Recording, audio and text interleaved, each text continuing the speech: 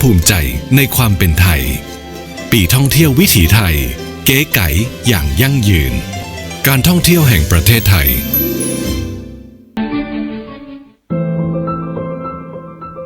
ข้อ 1. รู้รักสามัคคี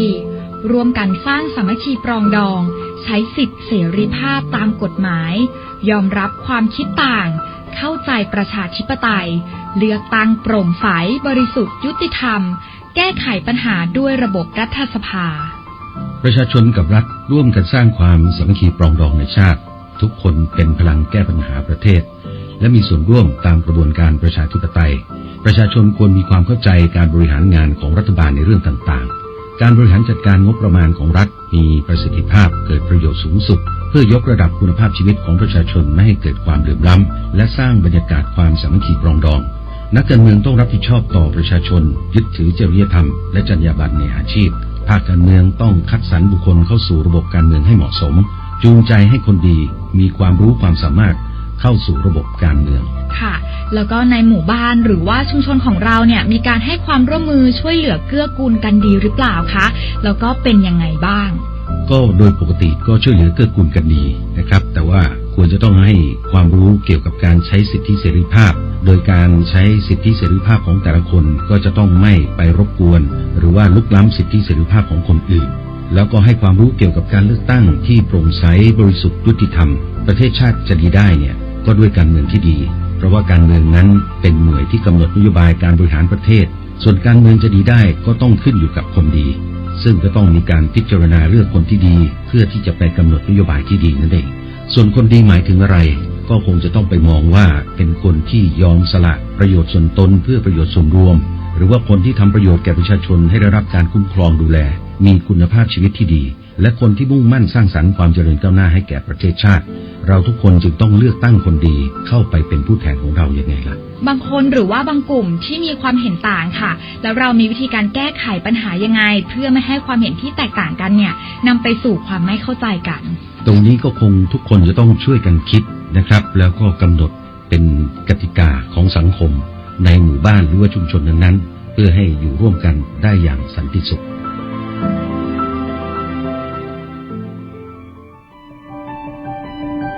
สัญญาประชาคมผูกใจไทยเป็นหนึ่ง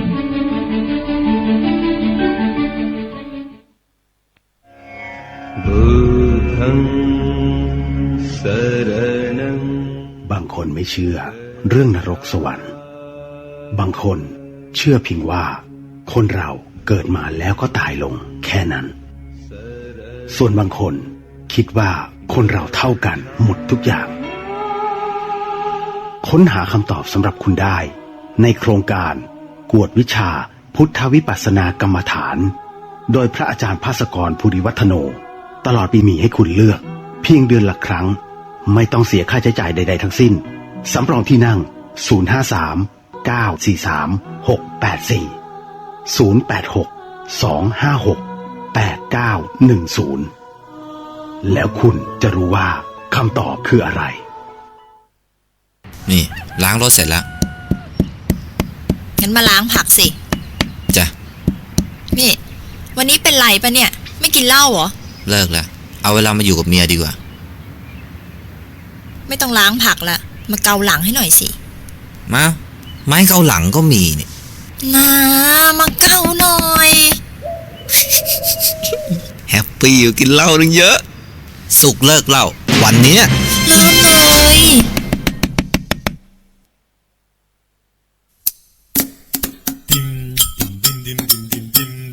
บ้านเบอร์เรอเปิดไฟสะอาซาอามายังบ่นแสบตาว่าคนหายไปไหนดูพี่แว่นนั่นสิครับ เปิดน้ำทิ้งกันเข้าไปอยากถามว่าทำไมบ้านพี่มีเกิดเรื่องไงครับอย่างนี้ต้องหารสองเปิดทีวีทิ้งไว้แต่ไม่ชอบดูพี่ทำอย่างนี้กันหนูมันบาปรู้ไหมดูพี่อ้วนสิคะอาบน้ำยังมีกาใจเรียกลูกหลานมามากมายให้มาอยู่ใต้พุงอย่างนี้ต้องหารสองอย่างนี้ต้องหารสองญาติก็จะไปใจก็จะขาดญาติเห็นเปลืองกระดาษ ญาติเลยไม่อยากไปฟังเพลงนี้จบแล้วไม่รู้จะช่วยยังไงรวมพลังร่วมใจคิดก่อนใช้ทุกที อย่างนี้ต้องหารสองอย่างนี้ต้องหารสอง เราเป็นผู้เลิศในโลกเราเป็นผู้เจริญที่สุดในโลกเราเป็นผู้ประเสริฐที่สุดในโลกชาตินี้เป็นชาติสุดท้ายบัดนี้พบใหม่ไม่มีอีกข้าพเจ้าพิจารณาลักษณะของพระราชโอรสแล้วขอทำนายว่าในภายภาคหน้าถ้าอยู่ครองราชสมบัติจะได้เป็นพระเจ้าจักรพรรดิปราบปรามได้ชัยชนะไปทุกทิศและถ้าออกบวชจะได้ตรัสรู้เป็นพระพุทธเจ้าจะเป็นศาสดาเอกผู้แนะนำสั่งสอนสัตว์โลกโดยไม่มีศาสดาอื่นใดยิ่งใหญ่ไปเราไม่ปรารถนาจะเป็นมหาจักรพรรดิผู้ยิ่งใหญ่เราไม่ปรารถนาทรัพย์สมบัติหรือความสุขสบายเพราะว่าสิ่งเหล่านี้ไม่อาจทำให้ผู้ครอบครองพ้นและไม่อาจทำให้เราช่วยเหลือทุกคนที่เรารักและอาณาประชาราษฎร์ของเราให้พ้นทุกข์จากการแก่การเจ็บการตายไปได้กิเลสเอ๋ยเจ้าสร้างเรามาเป็นเวลาช้านานแล้วบัดนี้เราได้พบและทำลายเจ้าหมดสิ้นแล้วการพัวพันด้วยความสุขในกามการทรมานตนให้ลำบากทุกข์ยากเป็นสิ่งที่บรรพชิตไม่ควรทำไม่ใช่หนทางแห่งการตรัสรู้ทางดำเนินสายกลางคือมรรคมีองค์8เป็นไปเพื่อพระนิพพานอริยสัจคือความเป็นจริงอันประเสริฐ4ประการได้แก่ทุกข์คือความไม่สบายกายไม่สบายใจควรกำหนดรู้สมุทัยคือความอยากอันเป็นเหตุของทุกข์ควรละนิโรธคือความดับทุกข์ควรทำให้แจ้งและมรรคคือข้อปฏิบัติให้ถึงความดับทุกข์ควรทำให้เกิดขึ้นสรรพสิ่งทั้งหลายเกิดขึ้นเป็นธรรมดาตั้งอยู่เป็นธรรมดาและดับไปเป็นธรรมดาทุกเท่านั้นที่เกิดทุกเท่านั้นที่ดับไปนอกจากทุกไม่มีอะไรเกิดนอกจากไม่มีอะไรดับไม่ใช่สตรี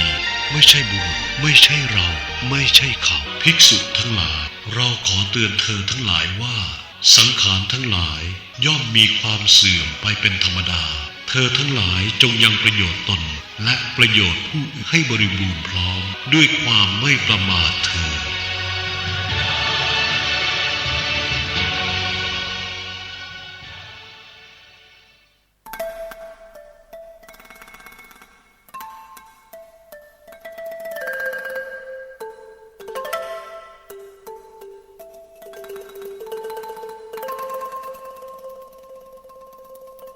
รายการนี้ไม่เหมาะกับเด็กอายุต่ำกว่า15ปี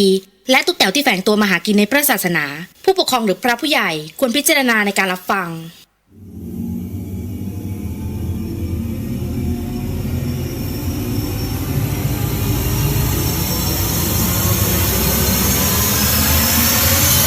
The เฮียน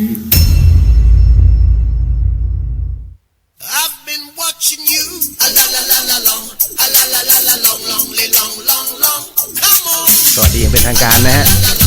สำหรับคุณผู้ฟังที่ฟัง FM 104.50 เมกะเฮิรตซ์นะฮะนี่คือ The เฮียนครับออนสดผ่านโซเชียลด้วยนะครับแล้วก็ FM 104.5 เชียงใหม่แล้วก็ YouTube ด้วยนะครับก็ทุกๆช่องทางรวมถึง lightbox.me ด้วยฮะก็เข้าไปที่วัดฝายหินคุณผู้ฟังครับก็เป็นประจำทุกค่ำคืนตั้งแต่ 5 ทุ่มจนถึง 1:00 ด้วยกันนะครับพี่เลียวแล้วก็ทีมงานนะฮะทั้งพี่ละออแล้วก็พระคุณเจ้านะหลวงพี่นุกก็ร่วมกันนะครับตรงนี้เพื่อที่จะนำธรรมะอีกหนึ่งรูปแบบนะครับมาเผยแพร่นะครับไม่ใช่ให้หลายคนมาเชื่อหรือว่างมงายนะบางคนเฮ้ยพอได้ยินคำว่าเดอะเฮียนปุ๊บจินตนาการว่าเป็นเรื่องผีจ๋าทันทีฮะก็ไม่แปลกครับเพราะว่าเพียงแค่ชื่อนั้นถ้าเขาเรียกว่าเราคิดนะฮะถ้าจิตของเราเนี่ยคิดว่าเฮ้ยมันต้องเป็นแบบนี้นั่นแหละฮะเขาเรียกว่าจิตมันหลอกเราคุณก็จะกลัวไปเป็นที่เรียบร้อยแล้วฮะเราก็ไม่ว่ากันแต่จริงๆมันคือรายการธรรมะแล้วฮะแต่เราหยิบเอาธรรมะเสี้ยวหนึ่งที่องค์พระสัมมาสัมพุทธเจ้านั้นได้สอนเอาไว้นะครับเรานำในส่วนของ31ภพภูมิเอามารวบให้คุณผู้ฟังนั้นได้รับรู้แล้วก็รับฟังกันนี่คือรายการธรรมะนะแต่ว่ามันเป็นภาคของธรรมะบันเทิงเราก็จะหยิบเอาเรื่องข่าวสารบ้านเมืองด้วยนะครับแต่ไม่ได้เอามาวิพากษ์เหมือนกับไปโจมตีไม่ใช่แต่เรากำลังจะเอามาพูดคุยกันเนี่ยแล้วก็มาตีกันในเรื่องของกรรมวาระแห่งกรรมที่ ใครก่อขึ้นหรือว่าเหตุและผลมันเป็นยังไงแล้วสุดท้ายแล้วเนี่ยท้ายที่สุดแล้วเขาก็จะประมาณไหนคำทุกคำหรือว่าการตีโจทย์ออกไปเป็นตัวกรรมนั้นไม่ใช่ว่าเราคือผู้วิเศษไม่ใช่ว่าเราเป็นคนที่แม่นยำแต่นั่นคือเป็นการคาดการณ์หรือว่าเป็นการคาดคะเนนะว่ามันจะอยู่ในรูปแบบของราวๆนี้หรือว่าประมาณการนะฮะประมาณการว่าอยู่ขุมนี้นะหรือว่ามันจะต้องไปเป็นแบบนี้อันเนื่องมาจากว่าตัวเหตุผลแห่งกรรมที่เขาทำนะเพราะฉะนั้นวาระกรรมของแต่ละคนจึงต่างกันนั่นเองครับทุกคนนะทำกรรมหมดผมเองก็ไม่รอดฮะนะครับเพราะฉะนั้นเนี่ยเราทำบุญไปด้วยทำกรรมไปด้วยแต่เราควรจะทำกรรมดีให้มันมากหน่อยเพราะฉะนั้นกรรมชั่วมันจะได้ตามไม่ทันนะเอาละฮะ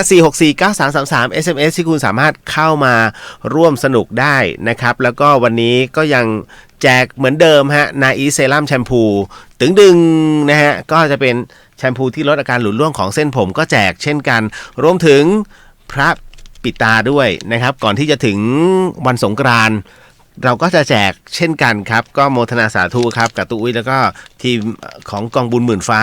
นะครับที่ร่วมโมทนาตรงนี้ทุกองค์นั้นผ่านการปลูกเสกเป็นที่เรียบร้อยแล้วก็ผงที่ใช้นะครับก็เป็นผงที่เรียกว่าคัดกรองมาอย่างดีวันนี้ให้หมดเลยนะครับก็จะเป็นแพ็กเกจนะฮะนะฮะทักทายหน่อยสวัสดีนะฮะในเฟซด้วย10ท่าน8ท่าน9ท่านไม่คงที่เลยนะฮะอันนี้ก็สวัสดีฮะในห้างจะหมดแล้วนะฮะนาอีเซรั่มแชมพูเอาละครับเดี๋ยววันนี้ก็คงจะต้องพูดถึงเรื่องราวข่าวสารพอสมควรเข้าช้าหน่อยนะทุกคนทราบเหตุผลใช่ไหมฮะว่าในการเข้าช้าของทุกคนเหมือนกัน ผมก็ไม่รอดฮะก็ไปดูเจ้ามาว่าตอนจบประมาณไหนโอ้โหพี่หน่องทำสุดยอดฮะคือทำไม่เลี่ยนนะฮะจบอย่างน่ารักแล้วก็ถือได้ว่าประสบความสำเร็จนะฮะพี่หน่องอนุโรชายุคนนะครับก็เก่งครับนะฮะบิ๊กบอสแห่งบอสคาร์ดเอาล่ะคือก็มีโอกาสเจอแกหลายครั้งนั่นแหละก็นะฮะเคารพกันซึ่งกันนะฮะโอ้ไอเดียสุดยอดเลยพี่หน่องนี่จะบอกให้เอามาถึงเรื่องราวข่าวคราวก่อนลืมบอกไปนะฮะ SMS นะ4649333แล้วก็คุณเข้ามาในถ้าจะดูแบบในช่องทางของโซเชียลเดี๋ยวเข้าตายแล้วพระอาจารย์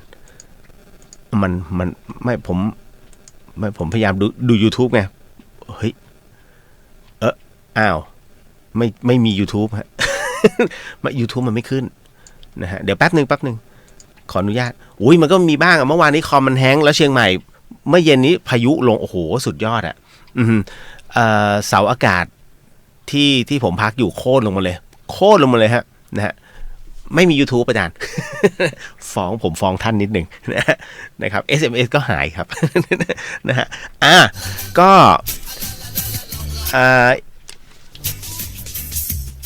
วันนี้ยังมีเรื่องราวเรื่องหลอนด้วยแล้วก็น้องๆก็ส่งวันนี้ของน้องพัชพลแล้วนะคิวของน้องพัชพลแล้วก็รวมถึงเรื่องราวของจิตวิญญาณที่เขาถามมาแล้วก็ไม่มีคนตอบเขาและไปตอบเป็นข้างๆคูงูปลากันก็เยอะพอสมควรนะฮะอย่างเช่นคนที่ตายโดยไม่ทันรู้ตัวเนี่ยนะฮะอะไรประมาณนี้นะฮะเดี๋ยววันนี้เราก็สะสางให้เขาให้เรียบร้อยนะฮะ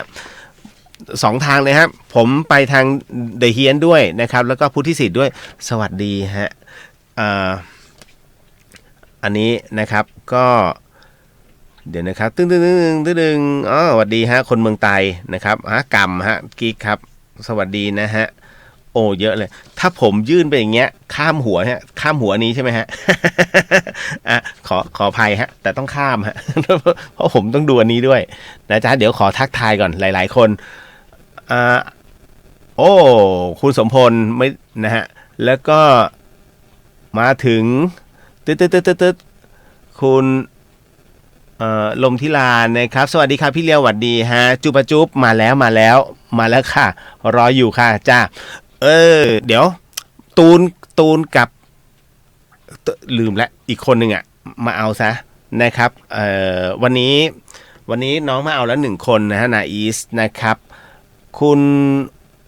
วรินนะครับ คุณวารินนะครับวารินสวัสดีค่ะพี่เลียวสวัสดีฮะอันนี้จุ๊บแจงแง้มสวัสดีค่ะคุณพี่เรียวนะฮะใครอะ นะฮะคุณอ่านว่า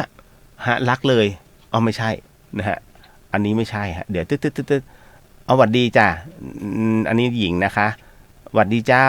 นะฮะสวัสดีปีใหม่นี่ฮะแล้วก็ธรรมะหวัดดีค่ะพี่หวัดดีพี่เลียวหวัดดีครับนะฮะหญิงใหญ่หวัดดีค่ะนะฮะก็อันนี้ก็จะบอกพระคุณเจ้าฮะ นะครับคุณธนวัฒน์สวัสดีพี่เลียวภารกิจที่เมียนมาไปภารกิจที่เมียนมาซะนานหนึ่งกลับมาก็ติดตามเหมือนเดิมครับโอ้ขอบพระคุณมากเลยนะฮะคุณธนวัฒน์นะฮะก็เป็นไงมั่งอากาศเมียนมาโอ้อันนี้สวัสดีฮะน้องอ่านว่าสลันวิทย์นะครับสวัสดีครับพี่สวัสดีครับผมนะฮะแจกเหมือนเดิมเลยนี่เดี๋ยวก่อนพระปิตานี่พระปิตานี่ฮะนี่สวัสดีฮะคุณนายนานะครับสวัสดีจ่าโบนะฮะส่งโบกมือมานี่ฮะไม่ลืมเดี๋ยวแจกเหมือนเดิม มาแล้วพงธนาสวัสดีฮะเยอะนะครับช่วงนี้เอาเรื่องราวข่าวสารก่อนดีกว่านะครับเพราะว่าวันนี้เยอะไหมเยอะ บอกเลยเยอะแล้วก็เรื่องราวข่าวฮือฮาหลายคนผมคงไม่อ่านอะไรมากมายนะฮะเพราะว่าในส่วนของเชียงใหม่เองนะครับในเรื่องของหมู่บ้านป่าแหว่งเนี่ยนะครับของตรงนี้ฮะคือมันกลายเป็นเรื่องติดปากแล้วนะหมู่บ้านของตุลาการเนี่ยฮะเขาก็บอกแล้วฮะนายกบอกว่าไม่ทุบยังไงก็ไม่ทุบ นะฮะก็ประมาณหนึ่งนะฮะว่ามันเสียงงบประมาณไปแล้วมันต้องมีคนรับผิดชอบสิงบประมาณนี้ฮะถูกครับนายกครับก็คนที่นำเสนอฮะควรจะรับผิดชอบฮะเพราะว่าไม่ได้สอบถามกันเลยฮะว่าเขาเอาไม่เอาแล้วท่านนายกก็บอกว่าศาลเสริญไม่อยู่แล้วศาลก็ไม่อยู่แล้วเอาไว้ให้กับชาวเชียงใหม่ชาวเชียงใหม่เขาไม่เอาครับท่านชาวเชียงใหม่เขาเอาป่าครับ เขาจะทุบฮะนั่นน่ะผมก็เปิดไปตรงนี้แหละให้มันมีเนี่ยให้คนเขาพักนะหรือว่าให้ใครจะไปทำกิจกรรมเขาไม่เอากิจกรรมฮะเพราะว่าคือจะบอกว่าอย่างวันนี้นักข่าวจะเข้าไปยังโดนห้ามเห็นไหมนักข่าวจะเข้าไปยังโดนห้ามฮะเพราะฉะนั้นแล้วมันจะเข้าไปได้เหรอฮะพอเสร็จแล้วเนี่ย คือมันเป็นตรรกะง่ายๆครับท่านนะฮะอันนี้ด้วยความเคารพนะฮะก็เดี๋ยวเป็นหน้าที่ของเครือข่ายเขาแหละเพราะว่าเขาก็ยังยื่นเจตนารมณ์เหมือนเดิมคือเขาต้องการป่าเพราะว่าไอ้หน้าดินมันโดนเปิดไปนะครับเรื่องของเรื่องแล้ววันนี้อยากรู้เหมือนกันเพราะว่าวันนี้พายุเข้าที่เชียงใหม่เลยพายุเข้าเลยนะครับโอ้โหมันเทมาซะเชิงขนาดผมอยู่เชิงดอยสุเทพน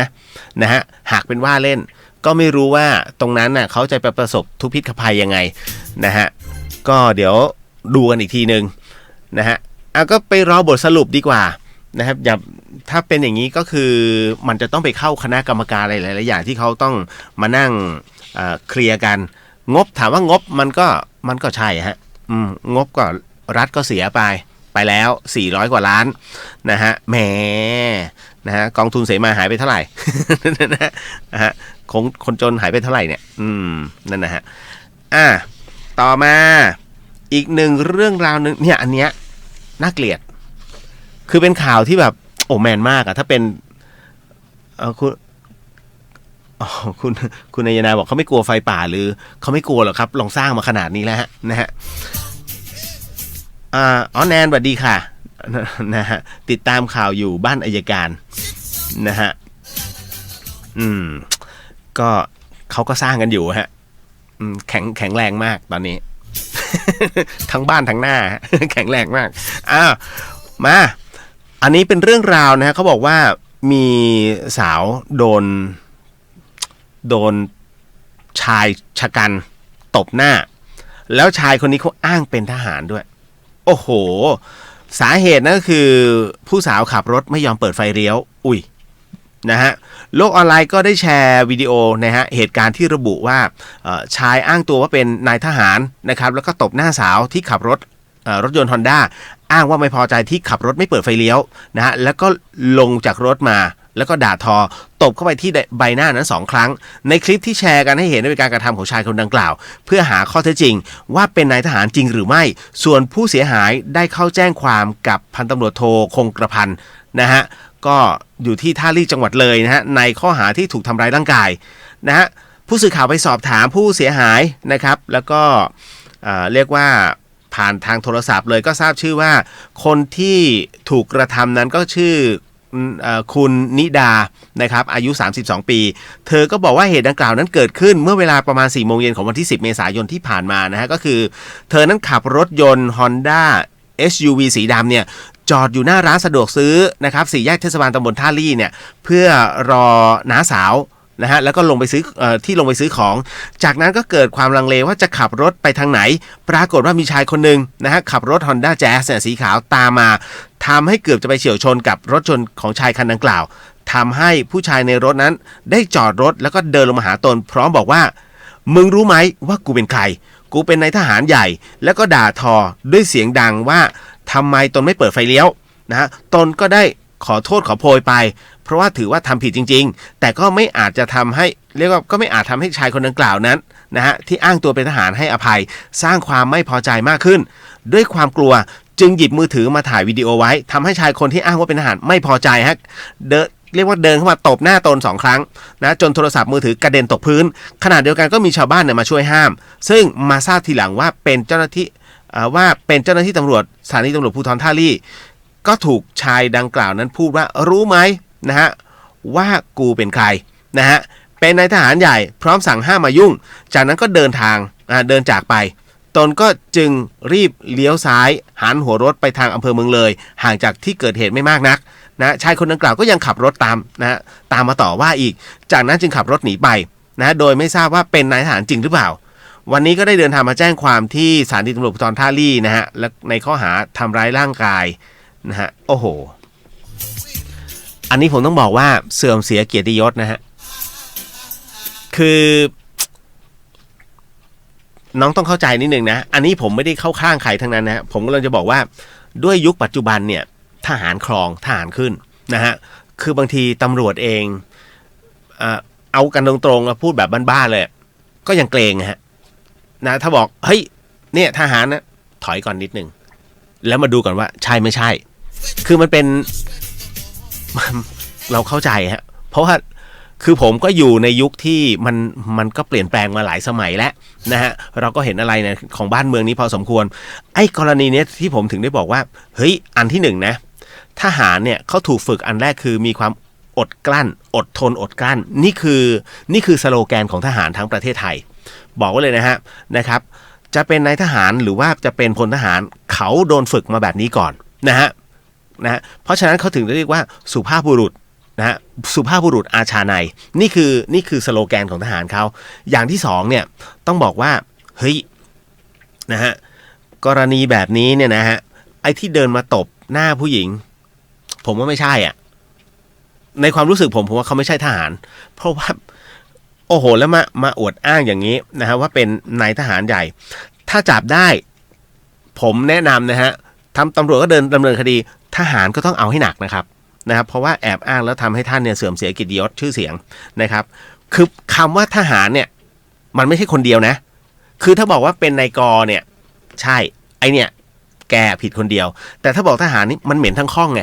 เหมือนกับตำรวจคนนึงอ่ะถ้าสมมุติว่าไปรีดไถชาวบ้านเขาโอ้ยเนี่ยตำรวจคนนี้รีดไถใช้คำว่าตำรวจคนนี้เหม็นทั้งข้องนะฮะเพราะฉะนั้นก็เลยต้องบอกว่ามันต้องแยกแยะนิดหนึ่งว่าเป็นคนไปเพราะมันคือคนดีมันก็มีอ่ะนะฮะคนที่เขาช่วยเหลือประชาชนมันก็มีอีกเยอะนะฮะพอเป็นอย่างเงี้ยเนี่ยมันเสียหมดนะฮะฝากตำรวจหน่อยจับให้ได้เลยนะครับนายคนนี้แล้วมันเกิดขึ้นบ่อยมากพออารมณ์เสียขึ้นมาปุ๊บมันจะเป็นไบโพล่าทันทีฮะแล้วก็เป็นโรคเขาเรียกว่าเหมือนกับเฮ้ยความจำเสื่อมชั่วคราวมึงรู้ไหมกูเป็นใครคำนี้เลยฮะ ตัวมึงยังไม่รู้เลยว่ามึงเป็นใครแล้วมึงมาขับรถมึงผิดหลายกระทงแล้วเนี่ย นะจริงไหมฮะถูกไหมมึงมาขับรถเนี่ย แต่ยังไม่รู้ว่าเฮ้ยกูเป็นใคร นะเป็นน้องน่ะน่าจะบอกไปกูไม่รู้หรอกมึงเป็นใคร นะควรจะบอกไปเอาใจช่วยนะคะน้องฮะตำรวจจับให้ได้นะครับจบลงไปนะครับคุณอุเทน นะขนมหวานสวัสดีค่ะพี่เลียวสวัสดีฮะ สวัสดีฮะพี่อุไรวันนะครับคุณอนุชิตสวัสดีครับนะโอ้โหสวัสดีฮะ26ท่านมากันเรื่อยๆฮะเดี๋ยววันนี้แจกนี่บอกแล้วว่านาอีสนะครับ YouTube ไม่ค่อยมีคนเข้าแต่มีคนดู นะฮะแต่ไม่เป็นไรนี่ฮะเดี๋ยวแจกนาอีสพร้อมกับพระนี่เลยฮะSMS ด้วยเดี๋ยวผมเล่นหมดนะฮะ4649333ร่วมบุญกับวัดฝายหินด้วยแล้วกันนะฮะคือเดี๋ยววัดฝายหินเนี่ยเป็นวัดที่ไม่ได้ตั้งตู้บริจาคนะครับคือต้องบอกก่อนนะว่าบางครั้งพระอาจารย์ท่านก็พูดมาโยมเอาเงินมาให้วัดน่ะให้พ่อแม่ยังถามงี้ก่อนเลยนะครับถ้าบอกหนูให้ทุกเดือนนี่ก็คือเอาปัจจัยมาถวายนะเพื่อที่จะทำบุญท่านรับนะฮะแต่ถ้าถามโยมเงินเอามาให้พระเนี่ยให้พ่อแม่หรือยังเงียบไม่ให้เอากลับไปท่านจะเป็นอย่างนี้นะคือวัดฝายหินประมาณเนี้ยบอกแล้วว่าที่นี่เขาพระสอนนะฮะ ก็นี่ไม่รู้แต่ว่าอยู่หลังมช.นะฮะอยู่หลังมช.เป็นวัดมหานิกายนะครับถามว่าจับเงินไหมจับนะครับมันก็ต้องใช้จ่ายแล้วแหมนะค่าน้ำค่าไฟ แต่ว่าไม่ได้เปิดตู้รับบริจาคเพราะผมเรียก SMS คุณใช่ไหม SMS เนี่ยวัดได้อะไรสลึงเดียว ที่เหลือก็เขาก็แบ่งกันไปกับเครือข่ายบ้างไอ้นู่นไอ้นี่บ้างนะฮะปีที่แล้วสรุปแล้ววัดได้อยู่เท่าไหร่นะทั้งปีนะ365วันวัดได้ประมาณ600กว่าบาท ไม่เป็นไรฮะทำบุญไปอันนี้คุณสุภวรรณสวัสดีค่ะนะฮะอุเทนพี่พูดออกอากาศไม่ได้ด้วยอันเนี้ยนะฮะแนนขอด้วยนะคะได้ค่ะหายไปเลยเนาะมาถึงอีกอันนึงนะครับอันเนี้ยโอ้โหอันนี้น่ากลัวมากครับเป็นเรื่องราวของสาวบัญชีที่เขาผูกคอตายหนีความผิดในฐานยักยอกเงินนายจ้างนะฮะโอนไปให้ชายลึกลับมันใครอ่ะญาติร่ำให้เป็นลมเลยฮะสาวบัญชีผูกคอตายเป็นศพคาห้องนะฮะคาดว่าหนีความผิดนะครับเพราะว่าแอบโอนเงินไปนั่นเองครับเหตุการณ์เกิดที่นครพนมนะครับคุณผู้ฟังครับนะฮะศูนย์วิทยุ191ก็ได้รับแจ้งว่ามีผู้พบศพคนผูกคอตายในหอพักนะฮะหลังสำนักงานอัยการข้างโรงเรียนอนุบาลนครพนมนะฮะเจ้าหน้าที่ก็พร้อมไปด้วยเจ้าหน้าที่เรียกว่าชันสูตรนะครับก็บอกงี้ฮะว่าที่เกิดเหตุนั้นอยู่ภายในซอยไม่มีชื่อฮะมีหอพัก2ชั้นมีห้องพักชั้นล่างพบร่างผู้เสียชีวิตเป็นหญิงนะฮะทราบต่อมาว่าชื่อนางสาวคณิษฐาสวมเสื้อยืดแขนสั้นสีดำกางเกงนอนลายดอกนะฮะแล้วก็ใช้สายเคเบิลสีดำเนี่ยแขวนคออยู่กับราวผ้าม่านนะฮะด้านในสุดมีเลือดไหลออกปากจมูกมือเท้าโอ้ตายแล้วน้องเอ้ยนะฮะจากการสอบสวนเบื้องต้นนั้นผู้เสียชีวิตทำงานเป็นพนักงานบัญชีอยู่ร้านอะไหล่แห่งหนึ่งครับแล้วก็เป็นคนที่นายจ้างนั้นไว้ใจมากให้นำเงินนั้นไปเข้าไปเป็นเช็คเนี่ยนะครับเป็นเงินสดบ้างเนี่ยเอาไปเข้าธนาคารอยู่เสมอยังไม่ได้แต่งงานมีครอบครัวนะแต่ก็คบหากับชายหนุ่มคนหนึ่งที่ทำงานอยู่ห้างจำหน่ายอุปกรณ์ก่อสร้างแถวเลี่ยงเมืองของนครพนมนั่นแหละนะฮะแล้วก็มีปัญหาเรื่องหึงหวงจึงเลิกลากันไปประมาณเดือนเศษก่อนจะมาเป็นศพเนี่ยก็มีหนังสือแจ้งนะฮะรายการเดินบัญชีของจากธนาคารเนี่ยที่ตั้งในห้างแห่งหนึ่งแล้วกันนะนายจ้างก็ตกใจเพราะว่าเฮ้ยมันมีการเบิกถอนไปถึง 300,000 กว่าบาทจึงโทรศัพท์เข้ามือถือผู้เสียชีวิตแต่ไม่มีการรับสายต่อมานายจ้างจึงได้เข้าแจ้งลงบันทึกประจำวันไว้นะฮะที่นครพนมนะฮะโดยพยายามจะติดต่อนะฮะเรียกว่าลูกจ้างสาวรายนี้จนกระทั่งตัดสินใจตามมาที่ห้องพักนะเพราะว่าเคยขับรถมาส่งแต่ไม่รู้ว่าอยู่ห้องไหนหรอกจึงเดินสอบถามมาเรื่อยๆก็มีคนชี้ว่าเนี่ยพอมาพบประตูก็ไม่ได้ล็อกเมื่อเปิดประตูเข้าไปก็พบว่าเธอแขวนคอเสียชีวิตไปแล้วครับนะฮะโอ้อันนี้นะเรียกว่าจากการตรวจสอบเนี่ยผู้เสียชีวิตนั้นได้โอนจำนวนเงิน 300,000 เข้าไปในบัญชีหนึ่งฮะเมื่อทราบเรื่องก็เลยต้องเรียกว่าเขาก็กำลังจะตามว่าไอ้ ไอ้บัญชีเนี้ยมันเป็นของใครอะไรยังไงก็ต้องรออีก1 วันแล้วฮะโอ้ยน้องครับน้องรู้ไหมว่าผิดศีลข้อ2เนี่ยอทินนาโอ้ตายน้องน้องต้องตัวโตๆแน่ๆเลยนะฮะตัวโตๆมือใหญ่ๆแล้วก็สูงๆเลยนะฮะคือรับกรรมก่อนนะฮะแล้วยิ่งผูกคอตายคือการปิดชีวิตโดยไม่คิดคำนึงถึงพ่อแม่นะฮะถือว่าคือถ้าตามหลักของพระไตรปิฎกเนี่ยถือว่าหนักนะฮะการจะกลับชาติมาเกิดอีก1 ครั้งเนี่ยยังครับต้องรอให้ตัวเศษกรรมแล้วก็การฆ่าตัวตายกรรมแห่งการฆ่าตัวตายนั้นน่ะนะฮะอันเนี้ยต้องให้จบลงก่อนแล้วจะบอกว่ายังไม่ได้เป็นคนฮะยังไม่ได้เป็นคนฮะเพราะว่าคุณต้องไปชดใช้นะฮะเป็นสัมภเวสีอยู่ก่อนนะฮะแล้วจากนั้นเนี่ยเมื่อชดใช้เสร็จปุ๊บเนี่ยจึงกลับมาเป็นคนถ้าจิตคิดดีนะฮะต้องบอกว่าถ้าจิตคิดดีรอดนะฮะแต่ถ้าจิตคิดไม่ดีฆ่าตัวตายเขาเรียกว่ามันเป็นกงกรรมกงเวียนนะฮะเพราะฉะนั้นเนี่ยจึงต้องบอกว่าเฮ้ยบางเรื่องบางราวเนี่ยตอบไม่ได้อย่างบุพเพสันนิวาสที่เพิ่งจบไปต้องบอกว่าเจ้าเนี่ยทั้งหลายเนี่ยก็บอกอยู่แล้วฮะว่าคู่กันแล้วไม่แคล้วกัน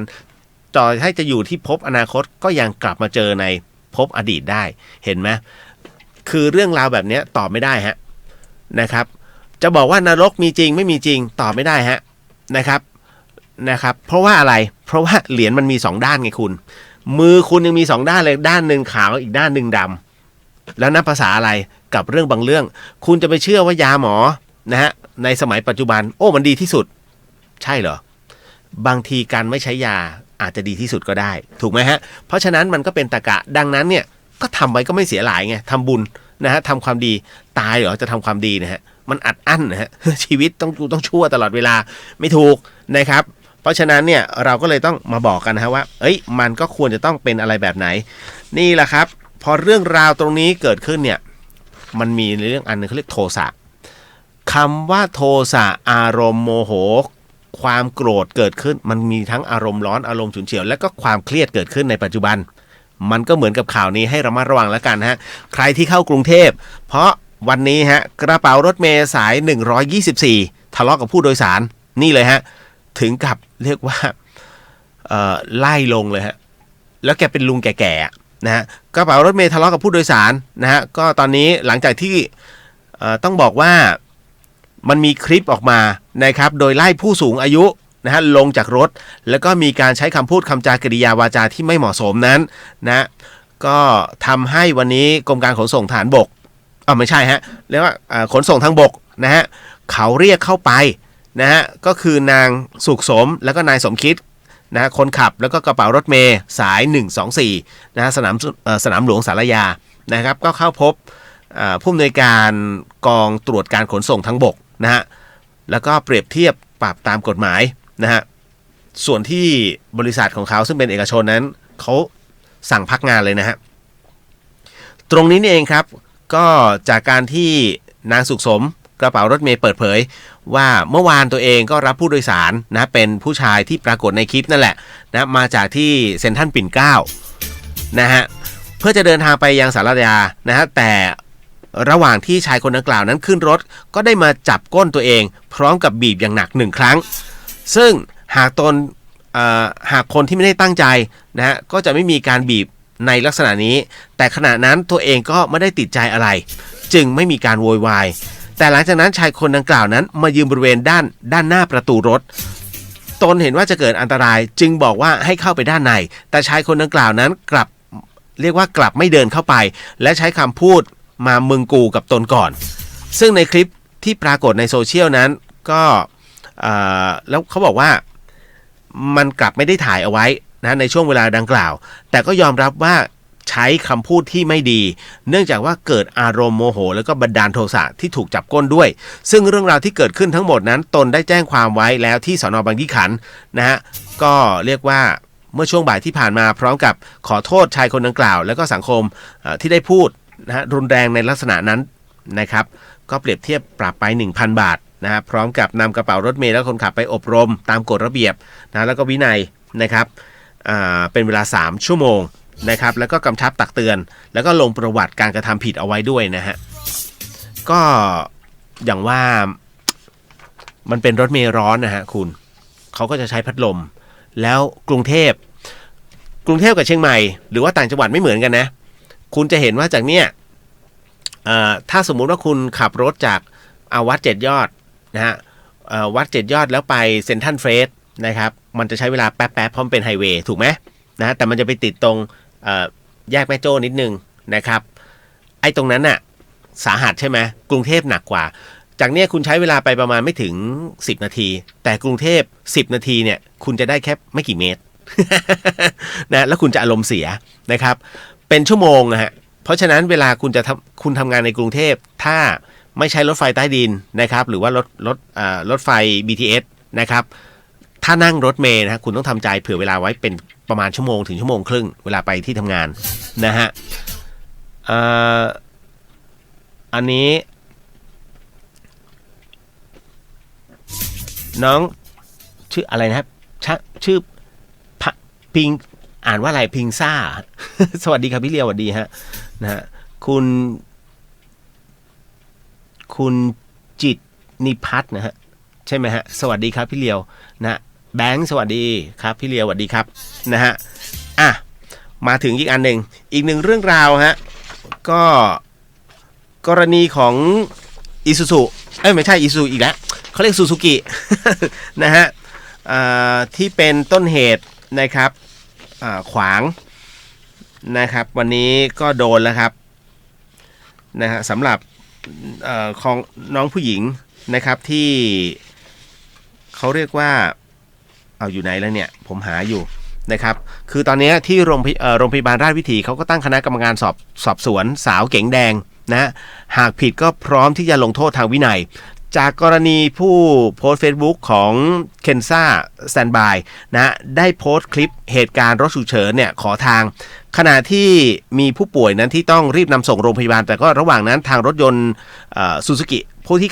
ขับรถยนต์ซูซูกิสวิฟต์สีแดงเนี่ยไม่ยอมหลบทางให้โดยขณะที่กำลังแซงอยู่นั่นเองนะฮะรถเก๋งคันดังกล่าวนั้นได้เปิดกระจกมาพร้อมกับคนที่นั่งข้างๆคนขับแล้วก็หันมามองจึงทำให้ถูกวิพากษ์วิจารณ์จำนวนมากต่อมาเนี่ยก็พบว่าเจ้าของรถคันดังกล่าวนั้นเป็นเจ้าหน้าที่ทางด้านการแพทย์ฉุกเฉินหรือว่าสพช.โดยเมื่อวันที่9 เมษายนที่ผ่านมาเนี่ยทั้งสองฝ่ายก็ได้ชี้แจงเรื่องราวที่เกิดขึ้นแล้วก็แถลงการขอโทษอย่างเป็นทางการนะฮะล่าสุดวันนี้ฮะคุณเกษมสรรสารพีนะหัวหน้าฝ่ายทรัพยากรบุคคลของโรงพยาบาลราชวิถีเนี่ยต้นสังกัดของนางสาวจิราพรคนขับรถยนต์ซูซูกิสวิฟต์สีแดงนั้นได้ออกมาชี้แจงนะว่าหลังจากเกิดเหตุคุณผู้ฟังนะครับทางต้นสังกัดก็ได้ติดตามข่าวมาโดยตลอดแล้วก็ไม่ได้นิ่งนอนใจได้เรียกพบกับนางสาวจิราพรมาพูดคุยนะก็ไปเรียกมาพูดคุยสอบถามเรื่องราวที่เกิดขึ้นซึ่งทางนางสาวจิราพรก็รู้สึกเสียใจกับเหตุการณ์ที่เกิดขึ้นเช่นเดียวกันเบื้องต้นนั้นก็ได้มีการว่ากล่าวตักเตือนไปก่อนนะฮะแต่ถึงอย่างไรก็ตามเนี่ยในฐานะที่เป็นหน่วยงานของรัฐเนี่ยการดำเนินการหรือว่าการลงโทษนั้นนะต้องมีขั้นตอนที่ชัดเจนซึ่งขณะนี้ก็ได้มีการตั้งคณะกรรมการในการสอบสวนข้อเรียกว่าหาข้อเท็จจริงที่เกิดขึ้นหากพบว่าความผิดจริงมีความผิดจริงเนี่ยก็จะทำการเรียกว่าลงโทษตามกฎระเบียบส่วนมีการเขาเรียกว่ากระแสวิพากษ์วิจารณ์อย่างหนักทำไมรถพยาบาลฉุกเฉินคันดังกล่าวนั้นจึงไม่ขับแซงซ้ายไปนั้นนะก็เป็นการออกมาแก้ตัวของผู้ก่อเหตุประเด็นนี้เนี่ยต้องรอผลสรุปของคณะกรรมการและส่วนจะมีการลงโทษถึงขนาดให้ออกหรือไม่นั้นซึ่งถือเป็นการลงโทษทางวินัยที่ร้ายแรงจึงต้องรอผลการสอบสวนอย่างละเอียดอีกครั้งหนึ่งคือถ้าเป็นข้าราชการเนี่ยต้องตั้งคณะกรรมการสอบสวนนะคุณไม่ใช่อยู่ๆแล้วไปไล่เขาออกไม่ได้นะฮะเพราะฉะนั้นถึงได้บอกว่าถ้าคุณเป็นข้าราชการแล้วเนี่ยออกงานยากเข้าไปเซ็นชื่อแล้วก็ไประเหยเยอะนะคุณเข้าไปเถอะบนอำเภอแทบทุกโต๊ะเล่น Facebook ผมก็ไม่อยากฟ้องนะฮะกสทช.ผมก็ขึ้นไปที่กสทช.นะฮะผมก็เห็นนะฮะในสำนักงานกสทช.ก็ Facebook หมดเลย โอ้ทุกหัวไล่แหงมันคู่กันพอนายเดินมาตรวจปุ๊บกูก็เปลี่ยนอีกหน้าหนึ่งมันเป็นปกติผมก็ทำ นะฮะนะเรื่องโซเชียลเนี่ยมันไม่เข้าใครออกใครนะฮะมันอยู่แล้วพอมาถึงตรงนี้เนี่ยเลยต้องบอกก่อนนิดนึงฮะคุณผู้ฟังครับอันนี้เดี๋ยวก่อนนะพอดีว่าข่าวอันเนี้ยผมข้ามไปได้ยังไง กรณีนี้ฮะคุณผู้ฟังครับพอดีเรื่องราวเมื่อวานที่ผมบอกเรื่องที่เกิดขึ้นที่ดอยอินทนนท์นะฮะนะครับตอนนี้ที่มีนักท่องเที่ยวชาวญี่ปุ่นหายไปนะฮะคุณผู้ฟังครับก็ท่านผู้บัญชาการกองทัพอากาศนะฮะผบทอเนี่ยได้สั่งให้นำเอาโดรนบินค้นหานักท่องเที่ยวชาวญี่ปุ่นที่ทำอันนี้ดอยสุเทพเมื่อวานมันอินทนนท์ไม่ใช่เหรอ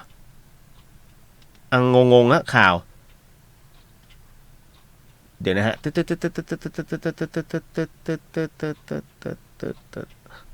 เนี่ยข่าวผิดไม่ใช่นะฮะเขาไปเขียนสูญหายบนดอยสุเทพน่าตีจริงๆต้องดอยอินทนนท์นะฮะกองทัพอากาศก็เร่งค้นหานักท่องเที่ยวญี่ปุ่นสูญหายนะฮะที่บนดอยอินทนนท์นะครับท่านผบทอ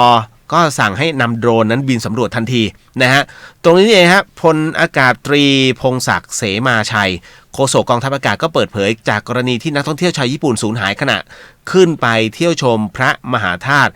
ณพระเมธนีดลนะฮะแล้วก็พระธาตุเป็นพระธาตุคู่นะฮะแล้วก็พระธาตุ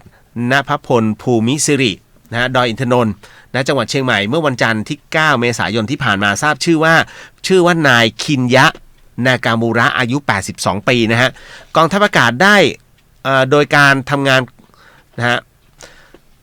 เขาบอกว่าอย่างนี้ฮะกองทัพอากาศโดยคณะทำงานพระมหาธาตุนะครับและก็สถานีรายงานดอยอินทนนท์ซึ่งอยู่ในพื้นที่ได้จัดกำลังออกค้นหาผู้สูญหายทันทีหลังจากที่ได้รับแจ้งจากญาติโดยได้ทำการค้นหาในเส้นทางของพระมหาธาตุกิ่วแม่ปานและบริเวณใกล้เคียงเป็นลำดับแรกนะฮะจากนั้นได้มีการจัดกำลังเสริมจากกองบิน41เนี่ยร่วมกับเจ้าหน้าที่กู้ภัยแล้วก็เจ้าหน้าที่อุทยานแล้วก็เจ้าหน้าที่ตำรวจในพื้นที่เนี่ยค้นแล้วก็ทำการค้นหาอย่างต่อเนื่องแต่ก็ยังไม่พบนักท่องเที่ยวที่สูญหายฮะทั้งนี้พลอากาศเอกจอมรุ่งสว่างผู้บัญชาการฐานอากาศมีความห่วงใยในเหตุการณ์ดังกล่าวมากจึงสั่งให้เรียกว่ากรมข่าวฐานอากาศเนี่ยนำอากาศยานไร้คนขับหรือว่าโดรนเนี่ยของกองทัพนะฮะไม่ใช่โดรนเล็กนะอันนี้เป็นโดรนกองทัพเลยนะออกไปทำการถ่ายภาพทางอากาศแล้วก็ส่งกลับมายังภาคพื้นดินเป็นแบบเรียลไทม์ทันทีนะโอ้นะก็ขอให้เจอเร็วๆนะครับผมเชื่อมั่นว่าไม่ตายฮะไม่ตายแน่ๆนะครับเพราะว่าพอถึงตัวเนี้ยเขาไปพึ่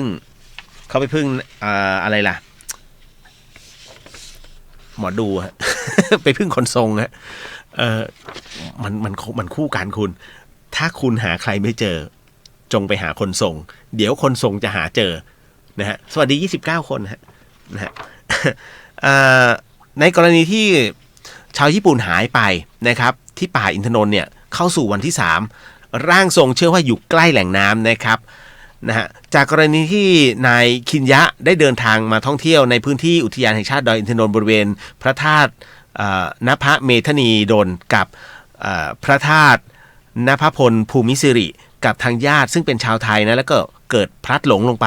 นะฮะตั้งแต่บ่ายวันที่9เมษายนที่ผ่านมาเนี่ยเจ้าหน้าที่กองทัพอากาศก็เข้าไปนำกำลังค้นหาแล้วก็ยังไม่เจอนะฮะความคืบหน้าล่าสุดนะตอนนี้ก็ต้องบอกว่ายังไม่พบร่องรอยเลยด้วยซ้ำนะครับดูที่จุดสุ่มเสี่ยงแล้วดูบริเวณตรงหน้าผาที่มันมีเป็นช่วงๆแล้วก็ไม่เจอจนกระทั่งถึงช่วงเย็นเนี่ยเจ้าหน้าที่จึงได้หยุดการค้นหาก่อนนะฮะเพราะว่าต้องรอเช้าวันพรุ่งนี้อีกรอบวันที่4แล้วว่าเอาใจช่วยนะฮะเพราะว่าเขาร่วมกันเนี่ยใช้เป็นกองกำลังฮะกองกำลังทั้งสิ้น100นายด้วยกันเนี่ยเข้าปรูพรมแล้วก็ค้นหานะครับคุณลุงคนนี้นะครับบนอินทนนท์ขอให้เจอนะฮะแล้วก็จากการตรวจสอบคาดว่าผู้สูญหายนั้นยังคงอยู่ในพื้นที่ฮะเนื่องจากว่ายังไม่ได้รับการติดต่อจากทางญาติของผู้สูญหายนะฮะกลับมาแต่อย่างใดนอกจากนี้เนี่ยจากการสอบถามญาติผู้สูญหายก็ทราบว่าเจ้าตัวนั้นมีประสบการณ์ในการเดินป่าแล้วก็มีคนที่มีสุขภาพแข็งแรงจึงคาดว่าผู้สูญหายนั้นยังคงมีชีวิตรอดนะฮะแต่อาจจะหลงอยู่ในป่านะฮะซึ่งไม่สามารถสังเกตเห็นจากองค์พระธาตุได้จึงไม่สามารถที่จะเดินทางกลับมาได้นะขณะเดียวกันเนี่ยทางผู้นำชนเผ่าต่างๆก็ในพื้นที่ก็อาศัยเรื่องของไสยศาสตร์นะฮะในการทำนายแล้วก็ช่วยดูนะว่าผู้สูญหายนั้นอยู่ตรงไหนในพื้นที่หรือเปล่าเบื้องต้นก็ทราบว่าผู้สูญหายนั้นยังอยู่ในพื้นที่แล้วก็อยู่ใกล้กับแหล่งน้ำ เบื้องคำว่าเบื้องต้นทราบนี่คือร่างทรงนะฮะอยู่ตรงนี้อะไรประมาณนี้ฮะนะฮะโดยชุดทีมค้นหาเนี่ยก็เห็นพ้องต้องกันนะฮะว่าอาจจะเป็นไปได้นะที่ผู้สูญหายนั้นอาจจะได้รับบาดเจ็บแล้วก็พักอยู่ใกล้กับแหล่งน้ำแน่นอนฮะเพราะว่าขาดอาหารเนี่ยอยู่ได้แค่3วันถ้าขาดน้ำนะฮะอยู่ได้ไม่เกินขออภัยขาดอาหารนะอยู่ได้ถึง7วันขาดน้ำอยู่ได้ไม่เกิน3วันเพราะฉะนั้นอยู่ใกล้แหล่งน้ำดีกว่านะดังนั้นวันพรุ่งนี้ฮะก็จะมีการออกค้นหาอีกรอบหนึ่งเน้นพื้นที่ใกล้แหล่งน้ำเชื่อคนทรงไว้ก่อนนะฮะเอาไม่แน่นะผมจะบอกว่าถ้าเป็นคนทรงทั่วไปผมไม่เชื่อแต่ถ้าเป็นเขาเรียกว่าหมอผีประจำเผ่าเฮ้ยเขาเรียกโอกาสพลาดน้อยมากมันเป็นเรื่องที่มันเป็นเรื่องที่เขามีสืบทอดกันมาตั้งแต่โบราณแล้วฮะเรื่องราวประเภทนี้นะฮะมาอีกหนึ่งเรื่องราวเรื่องนี้ก็เลยต้องบอกนะฮะนิดนึงอันนี้เป็นการฆ่าตัวตายคุณเจอแต่คนฆ่าตัวตายฮะหัวหน้าสถานีอนามัยแกใช้เท้าเหนี่ยวไกปืนลูกซองเนี่ยยิงตัวตายแล้วก็ทิ้งจดหมายถึงภรรยาไว้นะฮะบอกว่าถ้าชาติหน้ามีจริงแค่นี้เลยนะฮะลูกสาว2คนร้องไห้ระงมเลยเห็นไหมฮะพอฆ่าตัวตายแล้วอะไรดีขึ้นไหมมันดีแค่คุณหายฮะนะครับแค่คุณหายนะครับแต่มันไม่ทำให้คนอื่นนั้นหายไปด้วยคำว่าหายหมายถึงว่าความคิดหรือว่าความกลุ้มใจของคุณหายนะครับแต่คนอื่นแย่นะครับกรณีตรงนี้เนี่ยครับเจ้าหน้าที่ตำรวจบ้านไร่นะครับอุทัยธานีเนี่ยพร้อมแพทย์นะฮะแพทย์เวรโรงพยาบาลบ้านไร่เนี่ยแล้วก็เจ้าหน้าที่ตำรวจแล้วก็พิสูจน์หลักฐานเนี่ยนะครับขออภัยนะฮะพอดี นิดนึงผมอยากจะปิดแล้วก็เข้าไปหาคนที่เขาส่งไลน์ผมจะบอกว่าผมกำลังไลฟ์สดอยู่นะฮะนะข้างศพนะฮะเขาบอกงี้ว่าพอไปถึงที่เกิดเหตุเนี่ยเจ้าหน้าที่ตำรวจพบรถกระบะอิซูซุนะครับรุ่น D-Max นะครับ4ประตูนะครับจากนั้นเนี่ยพบศพนายพินิจอายุ41ปีหัวหน้าสถานีอนามัยบ้านไร่สภาพศพถูกยิงด้วยอาวุธปืนลูกซองเข้าที่หน้าอกซ้ายเป็นแผลชะกันนะฮะกระสุนฝังในเลือดไหลนองพื้นข้างศพพบปืนลูกซองโอ้โหซองสไลด์5นัดนะคุณนะฮะแล้วก็ปลอกกระสุนปืนเบอร์12ด้วยตก1ปลอกเบอร์12มันเป็นอย่างนี้นะฮะมันเป็นลูกกระจายนะครับตรวจสอบรถกระบะของผู้ตายเนี่ยพบกระสุนปืนขนาดเบอร์12เนี่ยวางอยู่บนเบาะด้านหลังเนี่ยอีก1ปลอกนะแล้วก็จดหมายผู้ตายเขียนเอาไว้1ฉบับมีข้อความเขียนใจความว่าดูแลลูกทั้ง2คนดูแลลูกทั้ง2คนเดียวนะหนูทำได้ดีอยู่แล้วนะฮะดูแลพ่อแม่ของตนตามอัตภาพตนใช้ชีวิตประมาทเกินไปอโหสิกรรมให้ด้วยถ้าชาติหน้ามีจริงขอให้เราได้เกิดมาพบกันอีกมาเป็นครอบครัวเดียวกันพร้อมลงท้ายว่ารักนะฮะและเป็นการสั่งเสียนะฮะแล้วก็สั่งเสียว่าให้นำร่างของตนกลับบ้านที่หนองย่าไซแล้วก็จัดงานแบบเรียบง่ายนะฮะเจ้าหน้าที่ก็เก็บจดหมายอันนั้นเอาไว้เป็นของกลางนะฮะเอาไว้เป็นหลักฐานด้วยนะครับพอถึงตรงนี้ด้านภรรยาเนี่ยพอมาเห็นโอ้โหโอบกอดลูกสาวทั้ง2คนไว้แน่นเลยฮะนะครับแล้วก็ไม่พร้อมจะให้การอะไรกับตำรวจทั้งนั้นนะเพราะยังอยู่ในสภาพที่เศร้าโศกเสียใจนะระบุว่าผู้ตายนะใช้อาวุธปืนลูกซองจ่อที่หน้าอกตนเองแล้วก็ใช้หัวนิ้วโป้งเท้านะฮะเหนี่ยวไกแล้วก็ยิงตัวเองญาติไม่ติดใจเอาความนะฮะก็ไปประกอบพิธีทางศาสนานะฮะด้วยความเคารพนะฮะผมไม่ได้ลบหลู่ท่านนะฮะจะบอกนิดนึงครับว่ากรณีแบบนี้ผมไม่แน่ใจว่าท่านกับภรรยาเนี่ยจะเกิดได้ตรงกันและเป็นเนื้อคู่กันอีกได้หรือเปล่านะฮะเพราะว่าท่านทิ้งภาระไว้พอสมควรนะฮะลูก2นะฮะแล้วก็ภรรยาอีก1นะฮะท่านจบชีวิตของท่านก่อนมันเป็นอย่างนี้นะฮะ พอท่านจบชีวิตท่านก่อนเนี่ยท่านจะเป็นเจ้ากรรมนายเวรทันทีของลูกและภรรยาใช้คำว่าลูกเมียแล้วกันนะฮะท่านจะเป็นเจ้ากรรมนายเวรของลูกเมียก่อนคราวนี้เนี่ยการเป็นเจ้ากรรมนายเวรของท่านนะฮะท่านอยู่ในการฆ่าตัวตายเขาเรียกตายโหงกรณีของการตายโหงแบบนี้เนี่ยนะฮะทางโบราณเขาถือนะฮะว่า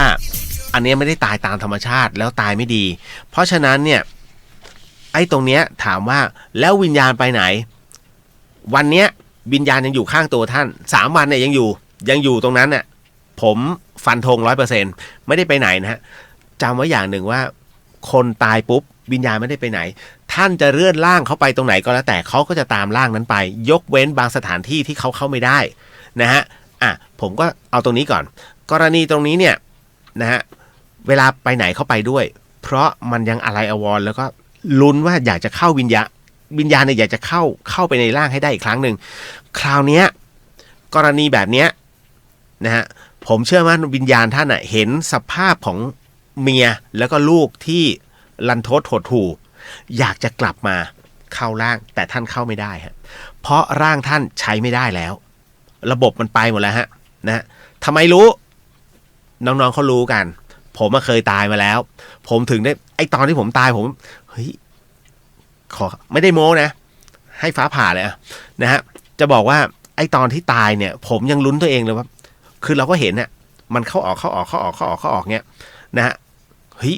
ขอกลับเข้าไปอีกครั้งเถอะมันยังมีอะไรที่ต้องทำคือในจิตเราคิดอย่างนี้นะฮะโอ้โหแล้วเรานำคณะไปที่นู่นที่นี่เราสร้างพระที่นั่นที่นี่เป็นเจ้าภาพที่นั่นที่นี่มันคิดหมดเลยคุณคือกะว่าเฮ้ยเจอไม่เจอใครหมายถึงว่าในภพภูมิเตรียมตอบไว้ก่อน นะฮะแต่ปรากฏว่าพอมาเจออีกหนึ่งวิญญาณที่เขามาขอบุญเนี่ยขอบุญหน่อยเนี่ยผมรู้แล้วผมไม่ได้ตายแน่มันก็เลยได้กลับมาอีกรอบนึงผมถึงได้รู้ว่าตอนที่เขาตายเนี่ยเขาไม่ได้ไปไหนนะเขายืนอยู่ข้างศพฮะเขายืนอยู่ข้างร่างของเขาแล้วอะไรอวรอยู่อย่างนั้นแต่คราวนี้พอจิตที่มันเป็นทุกข์เกิดขึ้นเป็นไงล่ะร่างก็เข้าไม่ได้มันเหมือนกับคนที่ขาดความยั้งคิดคุณเวลาคุณพีคมากๆแล้วตบไป1 ฉาดพัวเฮ้ยมันช็อกไงไอ้การที่ใช้ความรุนแรงไปมันคือการระบายพอตบพัวรู้สึกเสียใจแล้วนะพ่อตบลูกเฮ้ยเราทำไปได้ยังไงเหมือนกันนะฮะอันนี้ยิงตัวตายไปแล้วมันมาคิดได้อีกทีนึงมันเข้าร่างไม่ได้แล้วฮะมันจึงกลายเป็นเจ้ากรรมนายเวรต่อเนื่องกันไปแล้ววิญญาณคุณเนี่ยนะฮะมันต้องโดนไปหลายอย่างทีเดียวฮะเพราะฉะนั้นถ้าภรรยาคุณทำบุญไปเรื่อยๆบุญไม่เท่ากันแล้วนะคุณหยุดชีวิตของคุณไว้แค่ตรงนี้แต่ภรรยาคุณยังมีอายุที่ยืนยาวทำบุญต่อเนื่องวันหนึ่งทำบุญไปเรื่อยๆเขาเรียกบุญไม่เสมอกันแล้วบารมีไม่เสมอกันแล้วฮะเพราะฉะนั้นการกลับมาอีกครั้งอาจจะกลับมาแค่เป็นคนรู้จักนะฮะแค่ผ่านไปไม่ใช่มาเป็นคู่กันเพราะณวันนี้นะฮะในชาตินี้ที่คุณคู่กันเพราะบุญบารมีมันคู่กันต่อเนื่องกันคนที่เป็นคู่ของคุณเนี่ยมันไม่ใช่ใครอื่นนะฮะก็อดีตเคยเป็นพ่อเป็นแม่เป็นพี่เป็นน้องอยู่ในเครือญาตินะฮะแล้ววันหนึ่งบุญมันคือทำกันอยู่เรื่อยๆจนกระทั่งบุญเนี่ยมันมาเสมอกันในชาตินี้จึงมาเป็นคู่กันนะครับผมถึงได้บอกว่าเจ้ากรรมนายเวรนั้นมีทั้งในชาตินี้กับชาติที่แล้วยังไม่มีชาติหน้านะฮะยังไม่ไปถึงชาติหน้าครับเพราะอะไรอย่างสมมุติวันนี้ที่คุณตายนะขออภัยวันนี้เรามีเพื่อนอยู่คนหนึ่งนะฮะมีเพื่อนคนหนึ่งปรากฏว่าเขาตายก่อนเราหรือสมมุติว่าเหม็นกันอยู่มีเป็นเพื่อนสนิทเป็นเพื่อนรักแต่ณวันนี้ทะเลาะกันเหม็นกันเกิดขึ้นปรากฏว่ายังไม่ได้ขอโหสินะไม่คุณก็มันเนี่ยตายไปก่อนนะฮะตายใครก็ได้ตายไปก่อนปรากฏว่าพอมันได้อโหสิกรรมเขาเรียกจิตมันติดค้างเพราะจิตมันติดค้างเนี่ยคือมันเป็นวาระของความแค้นมันเป็นวาระของเจ้ากรรมนายเวรกูมีโอกาสแล้วรังแกมันเพราะฉะนั้นมึงจะได้โชคเราก็ต้องไม่ให้มันได้ถามว่ามันเป็นบาปไหมจิตเป็นบาปฮะคือจิตเนี่ยมันเป็นทุกข์เพราะฉะนั้น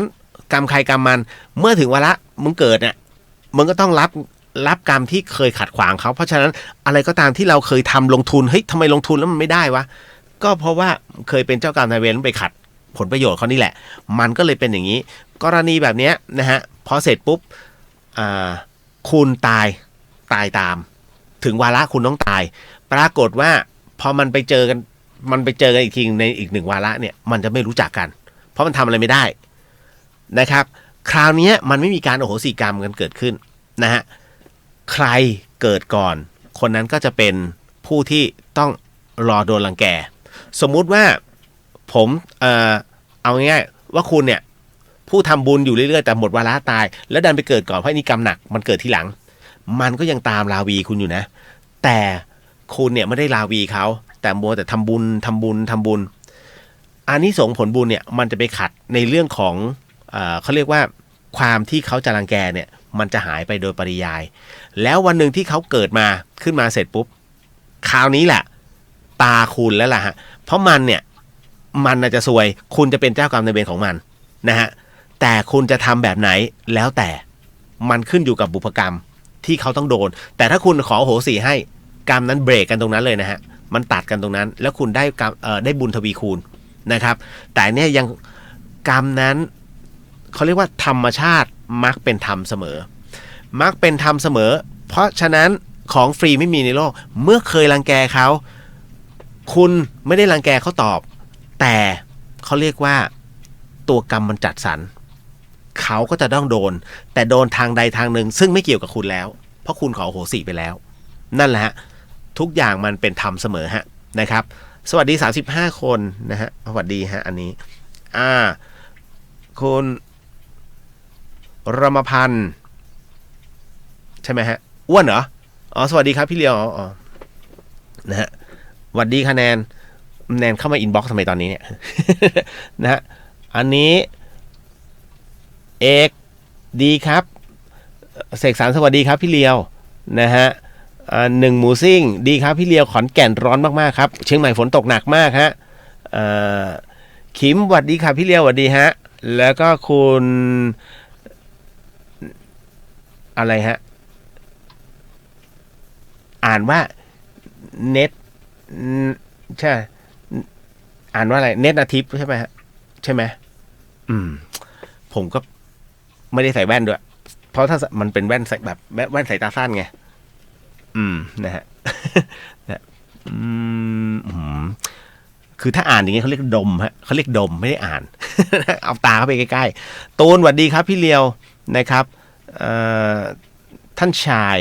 สวัสดีครับพี่เลียวสวัสดีฮะจ้ะแต่ใช่ไหมฮะดีครับพี่เลียวฟังตั้งแต่ยังหนุ่มๆตอนนี้แก่แล้วเหรอตายแล้วมันบ่งบอกถึงอายุพี่นะฮะสวัสดีฮะหนานนะมาแล้วครับพี่เลียวสวัสดีฮะหมดแล้วนะครับจริงๆมันมีอีกนะอีกข่าวนึงแล้วกันคือข่าวน้องอินคงไม่อ่านแล้วฮะเพราะว่าสังคมพอจะรับรู้แล้วแต่อันนี้ต้องอ่านเพราะว่ามันมีผลกระทบส่วนรวมทั้งประเทศไทยฮะ สงกรานต์เอาวันพุธวันนี้โอ้โหถนนใครจะเข้ากรุงเทพวันนี้ไม่มีรถใช่ไหมฮะนะครับยินดีด้วยหรือคนกรุงเทพจะขึ้นมานะตอนนี้ก็ไม่มีรถนะฮะ เอาละอะไรเนี่ยใน YouTube จะให้ผมดูทะเบียนรถให้หน่อยฮะเห็นแล้วฮะ7522นะฮะคุณอรสานันทิกุลสวัสดีค่ะคุณเรียวช่วยดูหมายเลขหน่อยค่ะ8095เห็นแล้วครับ8095ฮะ โอ้ยเดี๋ยวก่อนสินะฮะคือสงกรานต์เนี่ยอุตุนิยมวิทยาบอกมาแล้วครับเจอแน่ๆพายุมาแล้วฮะหลายจังหวัดนะฮะที่ต้องสาดน้ำมันต้องสาดพร้อมฝนฮะอุตุนิยมวิทยาก็รายงานสภาพอากาศโดยทั่วไปครับคุณผู้ฟังครับ 15-17 เมษายนนี่ฮะหลายพื้นที่ของประเทศไทยนั้นเจอพายุฤดูร้อนแน่นอนฮะแนะนำแนะไว้ก่อนนะเลี่ยงจากที่โล่งนะฮะเพราะไม่งั้นแน่นอนที่สุดรถยนต์อย่าเอาไปจอดใต้ต้นไม้ใหญ่นะฮะมีโอกาสมากนะครับหลังคาบ้านไหนที่มีสังกะสีนะฮะเป็นโกดังตรวจสอบให้เรียบร้อยมาแน่ๆพยากรณ์อากาศ นะครับเขาบอกเลยประเทศไทยตอนบนมีอากาศร้อนโดยทั่วไปมีฝนฟ้าคะนองบางพื้นที่นะฮะในบริเวณด้านตะวันตกของภาคเหนือนะฮะภาคกลางและก็บริเวณชายฝั่งตะวันออกนะสำหรับภาคใต้นั้นมีฝนฟ้าคะนองบางพื้นที่ส่วนคลื่นลมนั้นบริเวณอ่าวไทยแล้วก็ทะเลอันดามันนั้นมีกำลังอ่อนลงนะฮะก็ในช่วง 15-17 เมษายนเนี่ยประเทศไทยตอนบนจะมีพายุฤดูร้อนโอ้โหคือวันนี้ก็โดนหนักไปแล้วเชียงใหม่นะฮะโดยมีลักษณะของพายุฝนฟ้าคะนองแล้วก็ลมกระโชกแรงนะกับมีฟ้าผ่าแล้วก็ลูกเห็บตบบางแห่งนะไม่ต้องซื้อน้ำแข็งนะฮะรอลูกเห็บ โดยจะเริ่มมีผลกระทบบริเวณภาคตะวันออกเฉียงเหนือแล้วก็ภาคตะวันออกในวันที่15 เมษายนนะฮะส่วนภาคเหนือนั้นภาคกลางรวมถึงกรุงเทพมหานครแล้วก็ปริมณฑลนั้นจะได้รับผลกระทบในวันที่16นะฮะไม่โดนนี่สงกรานต์แต่ว่าพื้นที่รอบนอกเนี่ยสันกำแพงที่เขาเล่นกันน่ะ15-16ใช่ไหมโดนแน่นอนจ้ะนะฮะจึงขอให้ประชาชนในบริเวณดังกล่าวนั้นระมัดระวังอันตรายจากพายุฤดูร้อนที่จะเกิดขึ้นฮะโดยหลีกเลี่ยงในบริเวณที่มีที่มันเป็นพื้นที่โล่งแจ้งแล้วก็ใต้ต้นไม้ใหญ่แล้วก็ป้ายโฆษณานะฮะก็ที่มันดูไม่แข็งแรงนะครับรวมถึงระวังอันตรายจากฟ้าผ่า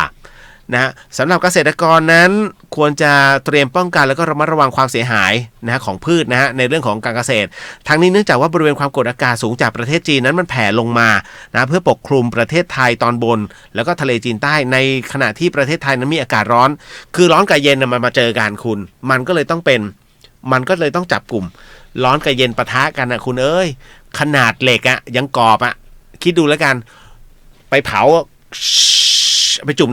น้ำแข็งฟูเป๊ะเลยฮะแตกครับนะฮะเนี่ยมันพอร้อนปุ๊บเย็นเหมือนกันฮะฟังง่ายๆดูง่ายๆเปรียบเทียบง่ายๆนะครับเพราะฉะนั้นมวลอากาศร้อนของประเทศไทยไปเจอกับกำลังความกดอากาศสูงจากประเทศจีนลงมาเนี่ยฮะมันก็เลยจับตัวเป็นพายุฤดูร้อนเกิดขึ้นนั่นเองฮะทางนี้เนี่ยหย่อมความกดอากาศต่ำเนื่องจากว่าความร้อนมันปกคลุมพื้นที่ภาคเหนือเนี่ยในบริเวณนั้นเนี่ยในความกดอากาศสูงกำลังอ่อนได้เคลื่อนออกไปเนี่ยแล้วก็ปกคลุมประเทศเวียดนามจากประเทศเวียดนามแล้วก็จีนใต้เนี่ยทะเลจีนใต้นะฮะทำให้มีลมตะวันออกเฉียงใต้เนี่ยพัดปกคลุมประเทศไทยตอนบนลักษณะเช่นนี้ก็จะทำให้ประเทศไทยตอนบนนั้นที่มีอากาศร้อนโดยทั่วไปแล้วก็บริเวณด้านตะวันตกของภาคเหนือและก็ภาคกลางแล้วก็ชายฝั่งมีฝนฟ้าคะนองเป็นบางแห่งนะฮะสำหรับลมตะวันออกที่พัดปกคลุมอ่าวไทยแล้วก็ภาคใต้มันมีกำลังอ่อนลงก็มีฝนฟ้าคะนองบางแห่งนั่นแหละอย่างไรก็ตามนะฮะกรุงเทพมีเมฆบางส่วนอากาศร้อนนะฮะอุณหภูมิอยู่ที่ 24-26 องศานะสูงสุดก็38 องศานะจ๊ะความเร็วลมตะวันออกเฉียงใต้30 กิโลเมตรต่อชั่วโมงมีผลกับเครื่องบินและก็การเล่นว่าวนะฮะจบข่าวโอ้โหตายแล้วคุณรัตติมาพัฒน์ดูทะเบียนรถบ้างค่ะก็เห็นแล้วไงฮะ3990ตูนบอกขบวนส่งน้ำพระวันไหนนะคะสับสนวันที่13ฮะ13เลยฮะไม่มี12ไม่ได้แห่คือพรุ่งนี้12ไม่มีฮะแล้วก็14เขาก็เอาเก็บเข้าวัดแล้วฮะคือพระเนี่ยเป็นพระประจำวัดเพราะฉะนั้นไอ้ที่บอกเดี๋ยวไปส่งน้ำพระหรือไปไหว้พระ9วัดไม่ต้องคุณดักอยู่เลยฮะเส้นตรงระหว่างสถานีรถไฟเนี่ยฮะสถานีรถไฟเชียงใหม่ยาวไปจนถึงวัดพระสิงห์ผ่านประตูท่าแพคุณหยุดนิดนึงแล้วกอดกระป๋องน้ำไว้เลยฉันจะไม่ให้ใครเดี๋ยวฉันจะส่งน้ำมากกว่า9วัดอีกคุณมาประมาณ40กว่าวัด ส่งให้เบื่อเลยฮะ คือเขาเรียกว่าการส่งน้ำพระเนี่ยเป็นการไม่ใช่ทำให้พระสะอาดนะฮะเป็นการชำระแล้วก็ปัดเป่านะฮะสิ่งไม่ดีออกจากตัวเราองค์พระนั้นเปรียบเสมือนกับตัวของเรานะฮะนั่นคือสิ่งที่ต้องบอกนะฮะหลายคนเฮ้ยเขาส่งกันทำไมวะเขาส่งกันเพราะเรื่องนี้แหละฮะ ก็คือเป็นความเชื่อที่ขจัดปัดเป่าความไม่ดีออกไปอย่างน้อยมันเป็นกำลังใจนะฮะถามว่าจริงไหมไม่จริงหรอกครับดีไม่ดีขึ้นกับตัวเรามันถูกนะฮะแต่ว่าเอากำลังใจไว้ก่อนดีไหมนะฮะทำอะไรมันต้องมีกำลังใจไม่โอ้ท้อนะฮะชีวิตกินแต่ลูกท้อนะฮะมันก็ไม่เจริญสินะฮะไปเดี๋ยวพักสักครู่หนึ่งดูก่อนแล้วกันของคุณบุญช่วย7522เนี่ยเวลาคุณขับรถนะตัดสินใจยากเป็นคนที่เฮ้ยลังเลอ่ะเพราะฉะนั้นให้ระมัดระวังนะไออาการของหยุดและชาวบ้านด่าตามหรือว่าจะมีการเฉี่ยวกันบ้างเพราะว่ามันเกิดจากการที่คุณลังเลนะฮะก็อย่าไปเครียดนะฮะขับรถอย่าเครียด อันนี้ขับรถบางทีก็เครียดนะมักจะเครียดอยู่บ่อยๆนะไม่ดีฮะไม่ดีฮะคุณใช้ทองคำเปลวแผ่นทองคำเปลวนะครับเอามานะฮะเอามาเข้ามือไว้แล้วก็ตั้งนะโม3จบบูชาพระรัตนตรัยพระพุทธพระธรรมพระสงฆ์แล้วก็ขอให้ตัวเลขต่อไปนี้ที่ข้าพเจ้าจะติดแผ่นทองขอให้เป็นเลขมงคลทั้งหมดปิดมันตรงหัวเลข7เลยคุณทิ้งไว้9นาทีแล้วก็ลบออกเพราะกฎของกรมการขนส่งทางบกนะฮะมีอะไรที่ไปขัดขวางทำให้แผ่นป้ายทะเบียนไม่ชัดนะฮะคุณมีความผิดนะฮะถูกปรับ 2,000 บาทนะฮะอีกอันนึงเดี๋ยวขอเตือนก่อนหลายๆคนที่เดินทางนะฮะแล้วก็อาจจะโดนเจ้าหน้าที่ตำรวจเรียกนะครับคุณเห็นไหมเวลาคุณขับรถอันนี้หมายถึงรถยนต์4ล้อนะแล้วคุณมีแหลกข้างบนมีแหลกนะมีแหลกแล้วก็มีคุณขนของแล้วไว้บนแหลกข้างบนน่ะนะฮะคุณก็คลุมให้มันดีๆแล้วกันแล้วก็มัดให้เรียบร้อยนะครับเวลาโดนคือบางทีก็จะมีตำรวจที่เขาไม่รู้นะไม่รู้ข้อกฎหมายเรียกนะฮะเรียกแล้วก็บอกว่าไอเนี่ยผิดมันเป็นการแต่งเติมนะฮะคุณอย่าไปรับข้อหานี้นะฮะอันนี้ผมบอกไว้ก่อนไม่มีข้อหานี้เกิดขึ้นเพราะผมถามกรมการขนส่งไปที่เรียบร้อยแล้วฮะว่าตำรวจพูดอย่างนั้นใช่ไหมแต่ขนส่งไม่รับฮะคือเขียนมาได้แต่มันจะไม่อยู่ในบันทึกเพราะว่าไม่มีกฎฮะเขาเรียกว่ามันเป็นส่วนควบฮะมันเป็นแค่ส่วนควบที่ไม่ใช่ถาวรถ้าเป็นการแต่งเติมหรือว่าเป็นส่วนเติมเนี่ยหมายถึงว่าอันนั้นต้องทำให้ไปรบกวนรถคันอื่นนะฮะอันนี้ขนส่งทางบกบอกมาเลยนะครับบอกว่ามันต้องรบกวนรถยนต์คันอื่นหรือว่าจะก่อให้เกิดคันอื่นนั้นก่อให้เกิดอันตรายกับรถคันอื่นเพราะผมถึงได้บอกว่าถ้าคุณมีแหลกแล้วก็เอาของขึ้นแล้วก็มัดอย่างดีนะฮะคิดว่ามันไม่ล่วงจบฮะนะครับนะฮะไม่ต้องกลัวใบสั่งถ้าตำรวจถามว่าอันเนี้ยเป็นอย่างนี้บอกคุณตำรวจลองถามขนส่งใหม่ไหมนะฮะว่าอันเนี้ยมันใช่หรือเปล่าเพราะถ้าคุณยังไม่ตกลงกันตำรวจพูดอย่างขนส่งพูดอย่างประชาชนปฏิบัติไม่ถูกถ้าตำรวจถูกขนส่งเอาขนส่งถูกตกลงผมต้องเสียค่าปรับให้ใครนะฮะถูกไหมนี่แหละฮะเพราะฉะนั้นนี่อันนี้บอกไว้ก่อนนะเฉพาะข้อนี้นะจะเอาละต่อมาฮะติดที่หัวเลข7ติดค้างไว้9นาทีแล้วลบออกนะคุณบุญช่วยนะครับของคุณอรสา8095นะฮะก็นักเลงดีนะครับก็ถือว่าพอใช้นะครับไม่ต้องอะไรมากมายแต่ก็ระมัดระวังหน่อยแล้วกันเรื่องภาวะอารมณ์นะฮะใครยั่วยุแล้วนะแต่ถ้าถามว่าเฉียวชนนะต่อให้เลขดีก็เฉียวชนทุกคันนะเหมือนหลวงพี่ไพวันนะพูดนะฮะมันขึ้นอยู่กับเรานะฮะอารมณ์ร้อนอารมณ์ดีนะฮะไม่เกี่ยวกับสภาพรถแล้วก็ภาวะอารมณ์ที่คุณขับตรงนั้นระวังอยู่3อย่าง1ระวังเราชนเขา2ระวังเขาชนเรา3ระวังเขาชนกันแล้วมันจะมาโดนเรา แค่นั้นแหละฮะต่อไปหมดแล้วฮะนะครับโอ้โหมากันใหญ่เลยพอบอกดูคนเดียวมาเพียบเลยเฮ้ยพี่ไอซ์นะครับนะครับอะไรนะรุ้งบอกว่าสวัสดีครับพี่เลี้ยวสวัสดีครับนะฮะอันนี้ก็พี่ไอซี่สวัสดีครับพี่เลี้ยวปทุมร้อนมากเชียงใหม่ก็ร้อนแต่ฝนตกแล้วฮะตูนขบวนส่งน้ำพระวันไหนนะคะสับสนไปแล้วไงพี่บอกไปแล้วนะฮะคุณรัติมาพัฒน์ดูทะเบียนรถบ้างค่ะ3990ใช้ได้นะฮะแต่ว่าใจร้อนไปหน่อยนึงนะฮะให้ระมัดระวังอย่าให้มันเสียนะรถยนต์คันนี้ถ้ามันเสียมันจะมากระปิดกระปอยเลยนะฮะอันนี้ของ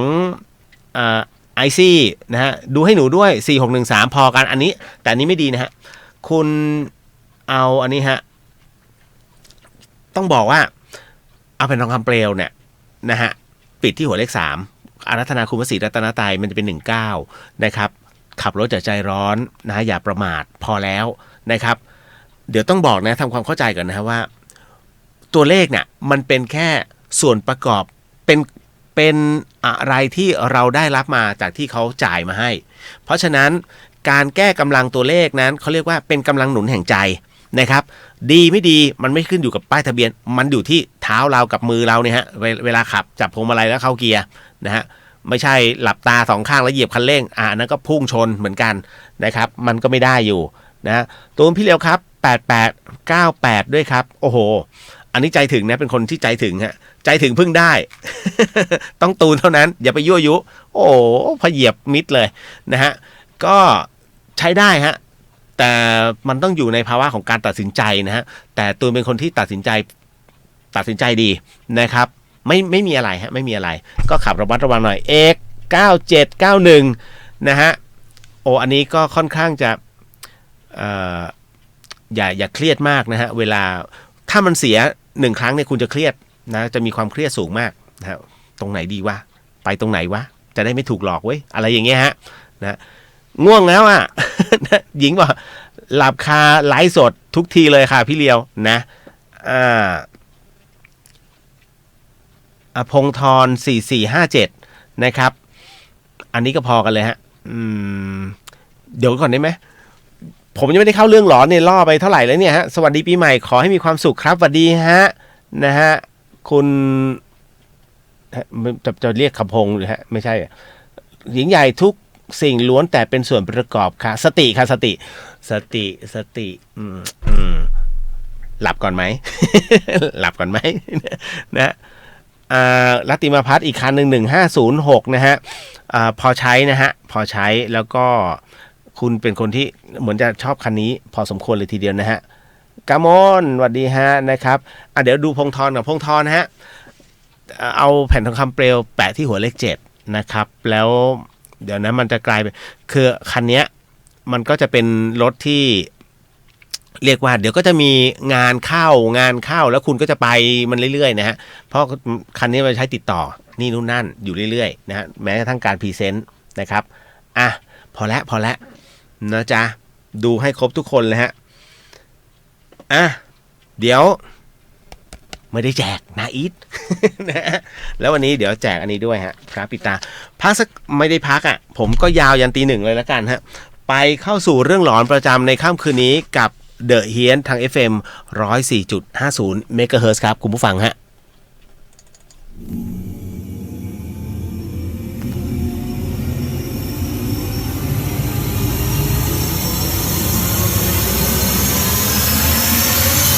The Hian.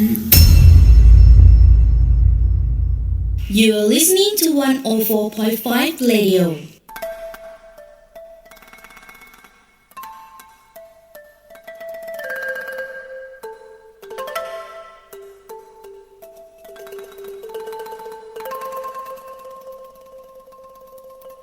รายการนี้ไม่เหมาะกับเด็กอายุต่ำกว่า15ปีและตุ๊กแต๋วที่แฝงตัวมาหากินในพระศาสนาผู้ปกครองหรือพระผู้ใหญ่ควรพิจารณาในการรับฟัง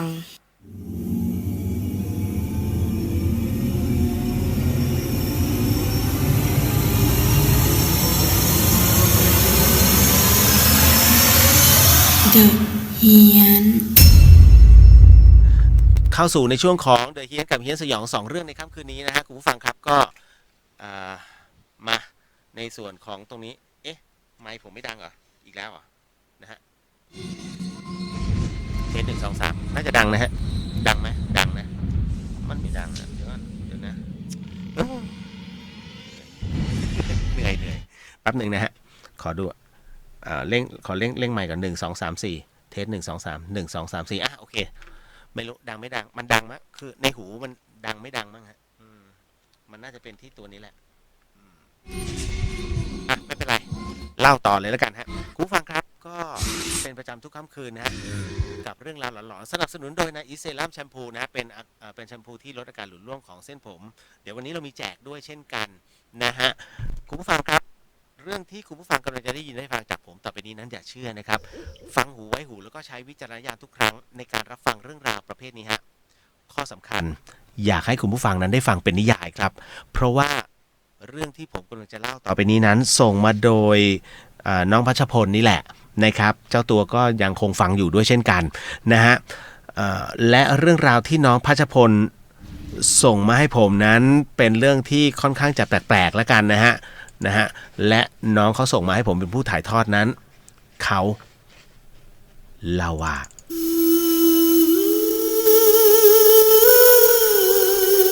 น้องเขาบอกงี้ว่าพี่ริวครับนะฮะผมมีเรื่องมาเล่านะครับนะฮะพี่ชื่อเรียวฮะไม้เรียวเนี่ยฮะถ้าริวเนี่ยอีกคนนึงนะริวจิตสัมผัสนะอันนั้นก็น้องพี่นะครับเพราะฉะนั้นก็จริงๆมันคือความหมายเหมือนกันนะ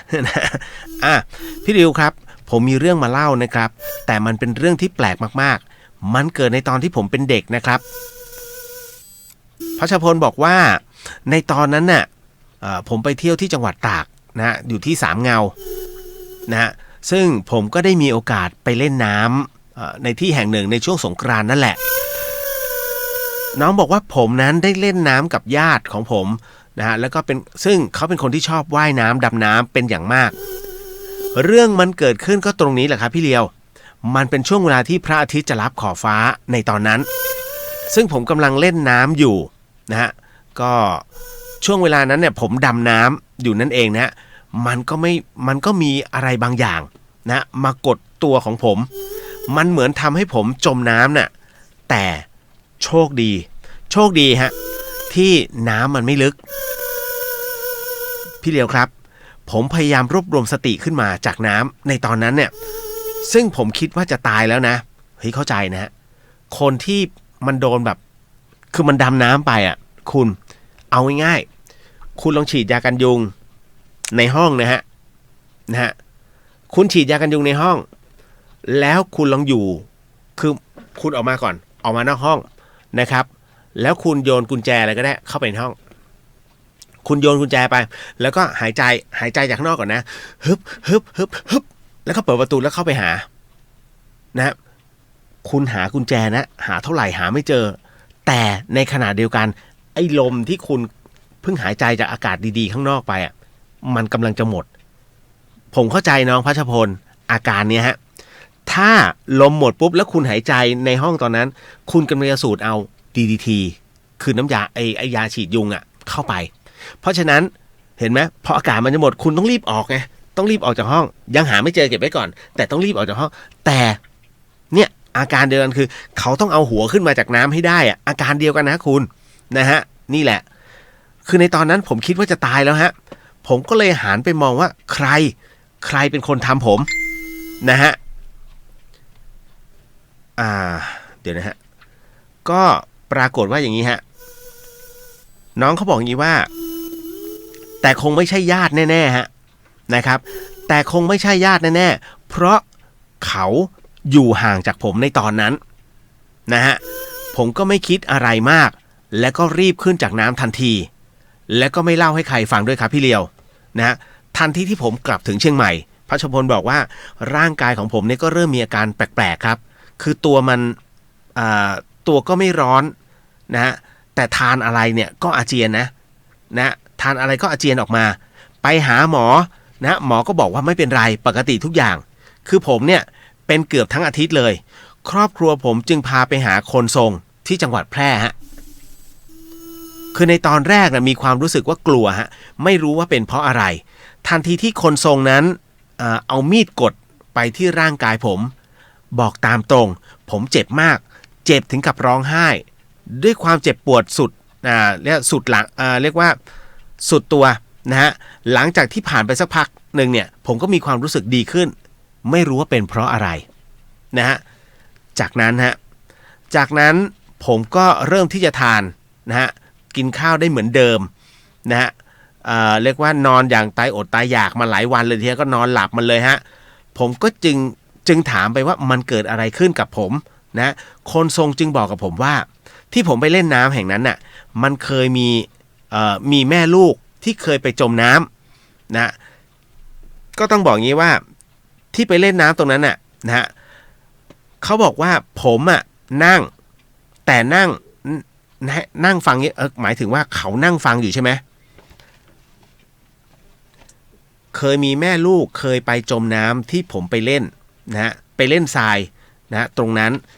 ผมนั่งแต่ก็นั่งฟังเงียบฮะแถวนั้นนะเขาบอกงี้ฮะว่าคือก็นั่งอยู่ตรงนั้นน่ะแต่ว่านั่งอยู่เงียบๆแถวนั้นเพราะเขาบอกว่า ณสถานที่ตรงนั้นหาดทรายตรงนั้นน่ะเคยมีพวกทหารญี่ปุ่นเคยไปใช้เส้นทางนั้นด้วยในสมัยสงครามโลกครั้งที่2คือบางครั้งเนี่ยก็เอาศพไปทิ้งเพราะว่าในตอนที่ทหารญี่ปุ่นเดินทางนะเข้าเขตพม่าก็ใกล้กับตากผมก็ไม่รู้ว่าสิ่งที่ผมเป็นนั้นในตอนนั้นน่ะเขาเรียกว่าอะไรนะที่เรียกว่าผีเข้าสิงนะหรือเปล่านะเห็นคนทรงเนี่ยเขามาแบบนั้นเขาเรียกว่าแบบนั้นจนถึงวันนี้ผมก็ยังไม่เข้าใจฮะนะก็เลยอยากจะถ่ายทอดเรื่องราวแบบนี้ให้พี่เลียวเป็นผู้ถ่ายทอดให้ฟังมาสวัสดีจ้า อันนี้นี่เขาใช้เหมือนกันเลยฮะนะแมมนะพอดีเข้ามาดูในนี้พอดีฮะคนที่รักษาอาการด้วยมีดจี้คนที่โดนของเขาเข้ามาชมด้วยไม่เกี่ยวกับน้องนะฮะเป็นวิธีการเดียวกับที่เมืองแพร่ฮะแต่ว่าอันนี้อยู่หลังมช.แล้วก็ทำฟรีนะครับผมก็จะเป็นอะไรที่ใครที่เขาโดนของหรือว่าอะไรเป็นอะไรมานะฮะมาหาพี่เลียวเนี่ยพี่เลียวก็จะไปหาคุณแหม่มเขานะครับแล้วก็เขาก็จะทำให้เป็นวิทยาทานนะครับจี้เหมือนกันร้องเหมือนกันร้องจากเหมือนกันฮะเหมือนผีเข้าอ่ะแล้วพอจี้ซ้ำหายมันเหมือนกับไฟมันเหมือนกับก้านทูบหรือว่าไฟเนี่ยเข้าไปจี้จริงๆไม่ใช่ฮะเขาก็เป็นมีดทื่อๆอันนึงอ่ะแล้วจิ้มไปเล็กๆน้อยๆไม่ได้กดมากนะฮะแต่อันนั้นมันร้อนเหมือนโอ้โหเหมือนไฟเผานี่ฮะคือเรื่องบางเรื่องตอบไม่ได้คุณผมถึงได้บอกว่าเฮ้ยเหรียญมันยังมี2ด้านน่ะนะฮะเพราะฉะนั้นมันก็ต้องมีศาสตร์พวกนี้มันมีแน่ๆนะฮะผมไม่ได้อีโก้นะเพียงแต่ว่าเอาง่ายๆคือการศึกษาผมก็สูงพอสมควรน่ะแต่ทำไมผมถึงได้เชื่อเรื่องราวแบบนี้เพราะเคยโดนไงฮะเพราะเคยโดนกับตัวมันถึงต้องเชื่อผมทำรายการแบบนี้มาตลอดชีวิตถามป๋องดูก็ได้นะฮะท้ายที่สุดผมก็ไม่เคยเชื่อนะป๋องมันก็บอกนะฮะนักเรียนเป็นคนที่ไม่เชื่อหรอกเรื่องประเภทนี้จนกระทั่งโดนเองฮะแต่ทุกวันนี้ผมก็ป๋องไม่คุยกันเรื่องนี้นะเพราะเรารู้ฮะ เพราะเรารู้กันนะจ๊ะตูนบอกว่าติดตามพี่เลียวตั้งแต่เรียนมหาวิทยาลัยเลยครับตอนนั้นฟังและนอนคนเดียวไม่ได้เลยมันเฮี้ยนหนักอะตอนนั้นผูโผโลมาหลอนเพราะผมจัดผูโผโลมาหลอนนั่นแหละเลยโดนเนี่ยฮะมันมีเรื่องอะไรนะของช่อง3เนี่ยอะไรบางกอกจำไม่ได้แล้วนะเกี่ยวกับเรื่องผีๆอ่ะนะฮะไอตอนแรกที่จัดรายการปุ๊บมันสร้างไม่ถึงอ่ะผมบอกเลยอย่างสัปดาห์ที่แล้วเรื่องแรกที่แท็กเล่นอ่ะที่เป็นดีเจแล้วก็ไม่สมเหตุสมผลแล้วพอมันสร้างไม่ถึงมันดูไม่น่ากลัวมันกลายเป็นว่าคุณเอาเอฟเฟกต์เข้ามาอัดพามทำให้คนสะดุ้งเล่นๆอะไรอย่างเงี้ยฮะมันไม่ได้นะฮะมาเดี๋ยวนะฮะเอาบางกอกสตอรี่ฮะนั่นแหละผมว่ามันไม่เวิร์กอะหมดไป1เรื่องมันมีคำถามฮะนิดนึงแล้วกันฮะเขาถามมาอย่างนี้ว่าสามีดิฉันเสียชีวิตมาได้เดือนกว่าๆแล้วค่ะแต่ยังรู้สึกว่าเขายังไม่ไปไหนเหมือนยังห่วงเพราะตั้งแต่ที่เขาเสียชีวิตไปเนี่ยดิฉันก็ใช้ชีวิตเพียงคนเดียวรู้สึกแย่มากบรรยายไม่ได้เลยมันบอกไม่ถูกอ่ะมันมากมายจริงๆสำหรับการสูญเสียเข้าไปนะฮะแต่ในระยะหลังมานี่ดิฉันเริ่มรู้สึกว่าเฮ้ยเหมือนมีเขาอยู่ด้วยตลอดนะในฝันก็จะเห็นว่าเขามากอดมาจับมือบางครั้งก็จะฝันว่าเขายืนมองเราแล้วก็ร้องไห้จะฝันแบบนี้มาตลอดตั้งแต่ที่เขาเสียไปนะฮะจึงอยากจะรู้ว่า1ที่ยังฝันถึงยังรู้สึกว่าเหมือนมีเขาอยู่ด้วยนั้นเป็นเพราะว่าดิฉันยังเศร้าและคิดถึงเขาหรือเพราะอะไรคะ2ถ้าดวงวิญญาณนั้นยังไม่ไปไหนจริงเขาต้องล่องลอยอยู่แบบนั้นจะทุกข์ทรมานไหมคะตัวดิฉันเองเนี่ยตั้งแต่สามีจากไปก็ได้ไปนั่งวิปัสสนาถือศีล8ให้แล้ว2ครั้งค่ะและพยายามไปเรื่อยๆนะถ้ามีเวลาค่ะไม่ทราบว่าทำถูกแล้วหรือยังคะ3อาจจะดูไม่ดี แต่เนื่องจากเรารักกันมากผ่านช่วงเวลาที่ป่วยหนักเคียงข้างกันมาตลอดมีหลายครั้งที่เขาจะถามเสมอว่าถ้าไม่มีพี่หนูอยู่ได้ไหมเราก็ตอบว่าอยู่ไม่ได้ไม่ให้ไปนะฮะเป็นแบบนี้เสมอและตัวเขาเองเนี่ยก่อนตายก็บอกว่าจะรอเราค่ะนานเท่าไหร่เขาก็จะรอไม่ทราบว่าเป็นเพราะแบบนี้หรือเปล่านะฮะที่เขายังห่วงรบกวนช่วยให้สติและก็แนะนำด้วยนะคะเราเข้าใจการเกิดแก่เจ็บตายนะฮะยอมรับและก็ว่าเขาจากเราไปแล้วจริงๆแต่ความผูกพันนั้นเราไม่สามารถหักห้ามใจได้จริงๆค่ะยังคิดถึงเขามากยังร้องไห้ทุกคืนยังนึกถึงทุกที่ที่เคยมีเขานะถ้าได้เห็นก็น้ำตาจะไหลเสื้อผ้าของเขารูปถ่ายเราก็ยังเก็บไว้เรากำลังทำให้เขาห่วงให้เขาทรมานอยู่ในอีกภพภูมิหนึ่งที่เราไม่สามารถมองเห็นใช่หรือเปล่าโอ้โหคือหลายคนอาจจะมีข้อสงสัยเรื่องราวแบบนี้ผมตอบให้เลยแล้วกันนะฮะฟังหูไว้หูนะครับเรียนผู้ที่ส่งคำถามเข้ามานะฮะแล้วก็นะตรงเนี้ยที่บอกว่ารักกันมากแล้วสามีนั้นจากไปก่อนอันที่หนึ่งนะฮะที่ยังฝันอยู่เนี่ยยังรู้สึกว่าเหมือนมีเขาอยู่ด้วยนั้นเป็นเพราะดิฉันยังเศร้าแล้วคิดถึงเขาหรือเพราะอะไรคะเป็นเพราะว่าอันเนี้ยฮะเขาเรียกยังไม่หมดกรรมนะฮะยังไม่หมดบ่วงห่วงยังไม่หมดห่วงเพราะอ่านทั้งหมดทั้งมวลเนี่ยตัวผู้เสียชีวิตนั้นสร้างห่วงให้กับตัวเองอยู่ฮะนะครับ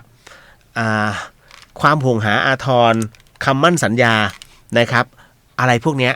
มันเป็นห่วงที่ทำให้ฉุดวิญญาณอยู่วิญญาณนั้นยังคงทุกข์ทรมานอยู่แต่ทำไมมีคำถามไงว่าทำไมจตุโรคบาลนะฮะไม่เอาไปก็เพราะว่านั่นคือสิ่งหนึ่งเนี่ยที่ท่านจะถามก่อนเลยว่าไปรับโทษถ้าเขาบอกว่ายังขอที่จะเฝ้ารอยังขอที่จะทนทุกข์ทรมานอยู่ตรงนี้ถ้าคือการรับโทษหมายถึงว่าก็ไปฟังน่ะว่าไปชั่งระหว่างความดีความชั่วนะฮะกับท่านท้าวพญายมราชก่อนแต่กรณีตรงเนี้ยปล่อยไงอยากเป็นสัมภเวสีใช่ไหมเมื่อไหร่ก็ตามที่สิ้นสุดนะตรงเนี้ยเมื่อไหร่เขาก็จะเรียกกลับได้หมายถึงว่าจตุโลกบาลก็จะเรียกกลับมาได้แต่เลือกที่จะเป็นสัมภเวสีนะฮะต่อมาถ้าดวงวิญญาณยังไม่ไปไหนเขาล่องลอยอยู่แบบนั้นทุกทรมานไหมคะนะดิฉันเองตั้งแต่สามีจากไปก็ไปนั่งวิปัสสนาแล้วก็ถือศีล 8ให้แล้ว2ครั้งด้วยกันนะฮะก็ถามว่าทำถูกไหมทานศีลภาวนาเป็นหนทางของบุญนะฮะนั่นคือเป็นบุญกิริยาวัตถุนะครับแต่ถ้ายังไงก็ตามนะฮะไอ้ตรงเนี้ยนะฮะบุญกิริยาวัตถุนะฮะทั้งหมดทั้งมวลนะครับที่มีบัญญัติเอาไว้นะครับไม่ว่าจะเป็นการทำทานอะไรก็แล้วแต่นะครับได้หมดนะครับแต่ว่าถ้าบอกว่าถือศีล 8หรือว่าไปนั่งวิปัสสนานั้นเพื่อให้หายทุกข์ไม่ใช่ฮะการไปนั่งวิปัสสนาหมายถึงว่าการที่เราไปฝึกดูตนดูจิตดูใจของตนดูลมหายใจแล้วจากการดูลมหายใจนั้นมันจะกลายเป็นความนิ่งความสงบมันจะไม่รู้สึกเลยแล้วก็จะไม่ระลึกถึงเขาเลยด้วยซ้ำเพราะจิตอันเป็นความสงบนั่นเองมันจะรู้จักเขาเรียกว่าพอเรารับรู้ปัจจุบันนะฮะรู้เท่าทันตัวเรามันจะไม่คิดถึงแต่อันนี้หมายถึงว่าแค่ไปนั่งเอาบุญนะฮะต่อมาอาจจะดูไม่ดีแต่เนื่องจากเรารักกันมากผ่านมาช่วงเวลาที่เราเคียงข้างกันมาตลอดถ้าไม่มีพี่หนูอยู่ได้ไหมอะไรเงี้ยแต่บอกอยู่ไม่ได้นะฮะเขาก็บอกว่านานเท่าไหร่ก็จะรอไม่ทราบว่าเป็นเพราะแบบนี้ใช่ครับเป็นเพราะเขาลั่นวาจาเอาไว้ว่านานเท่าไหร่ก็จะรอนะฮะเพราะคำนี้มันจึงฉุดรั้งดวงวิญญาณนั้นเอาไว้นะครับเมื่อวิญญาณไม่อยู่ไม่เป็นสุขนะฮะสิ่งหนึ่งที่คุณต้องทำต่อเนื่องก็คือว่า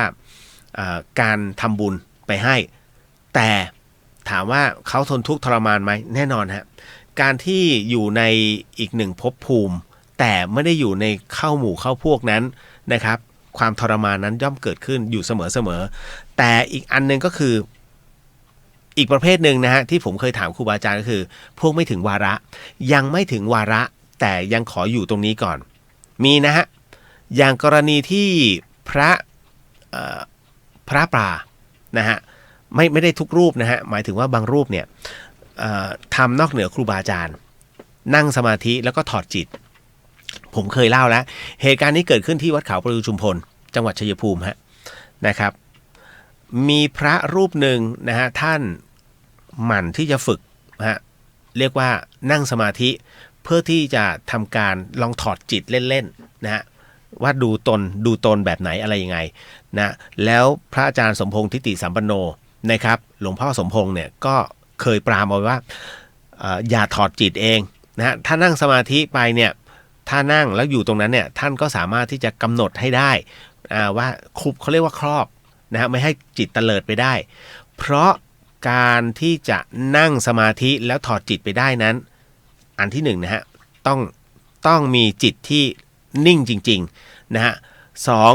สามารถควบคุมตัวจิตนั้นได้จริงๆสามนะฮะคุณต้องนั่งอยู่ในสถานที่ที่เป็นสถานที่ส่วนตัวจริงๆนะฮะเพราะอะไรก็เพราะว่าคนที่สามารถทำแบบนี้ได้ศีลต้องบริสุทธิ์นะนั่นคือฝึกจนสามารถที่จิตนั้นมันถอดออกไปได้ท่านพระรูปนี้ถอดไปได้1ครั้งเชื่อไหมฮะว่าประมาณ6 โมงเช้าจริงๆท่านจะตื่นกันตีสามเพื่อที่จะสวดมนต์ทำวัดเช้าแล้วพอ6 โมงเนี่ยจะต้องออกไปบิณฑบาตปรากฏว่าหลวงพี่รูปนี้อยู่ชั้นล่างและมีพระอีกรูปหนึ่งอยู่ชั้นบนนะเป็นกุฏิ2 ชั้นนะฮะปรากฏว่าหลวงพี่ที่อยู่ชั้นบนเนี่ยเข้ามา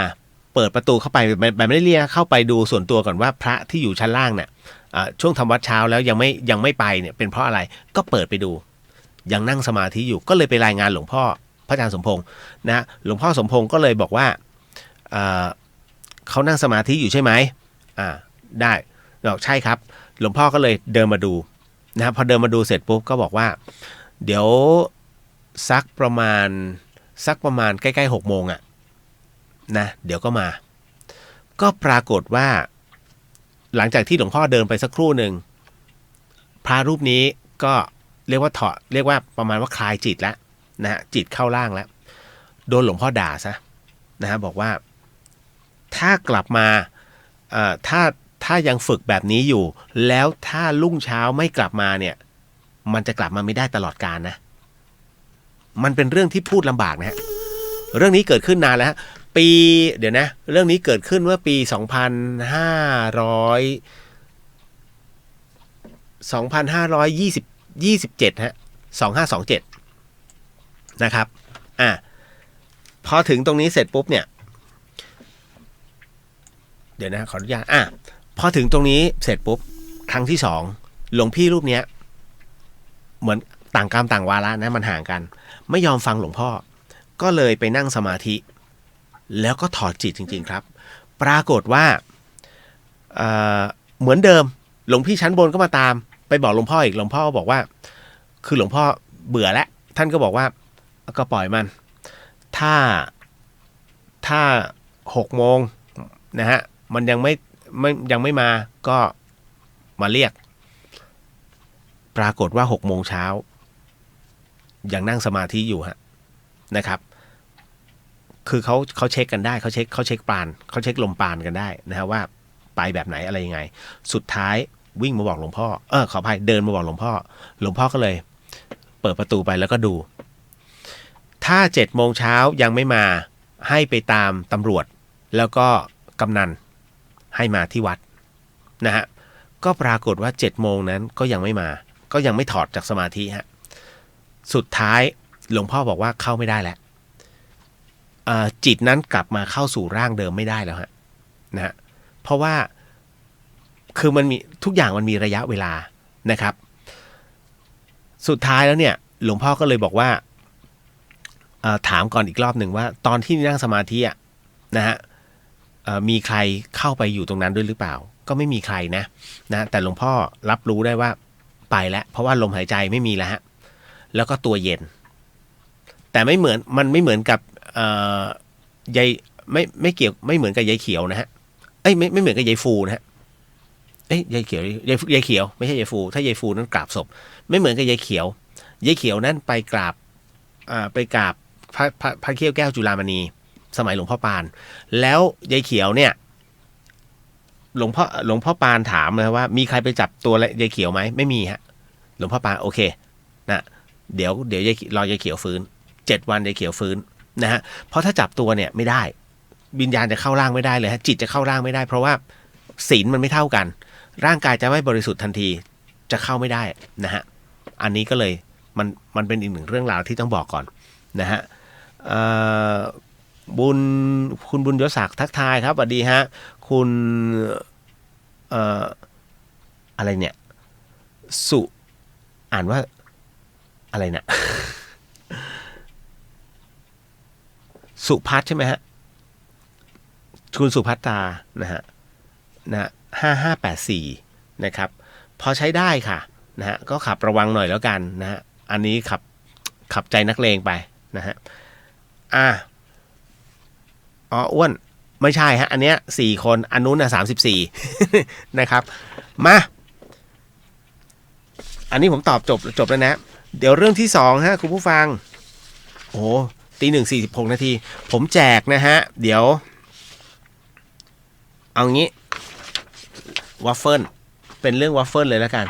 จบเรื่องวัฟเฟิลเนี่ยนะฮะนี่ผมแจกนาอีสกับอันนี้นะฮะนี่ฮะให้เห็น2 กล้อง SMS 4649333เดี๋ยวขออนุญาตเช็คก่อนนะครับดึงเดี๋ยวผมขออนุญาตเช็ค SMS นิดนึงนะฮะก็เล่นหมดเลยฮะเล่นหมดทุกทางก็แจกนาอีสแล้วกันนะครับเหมือนเดิมฮะ2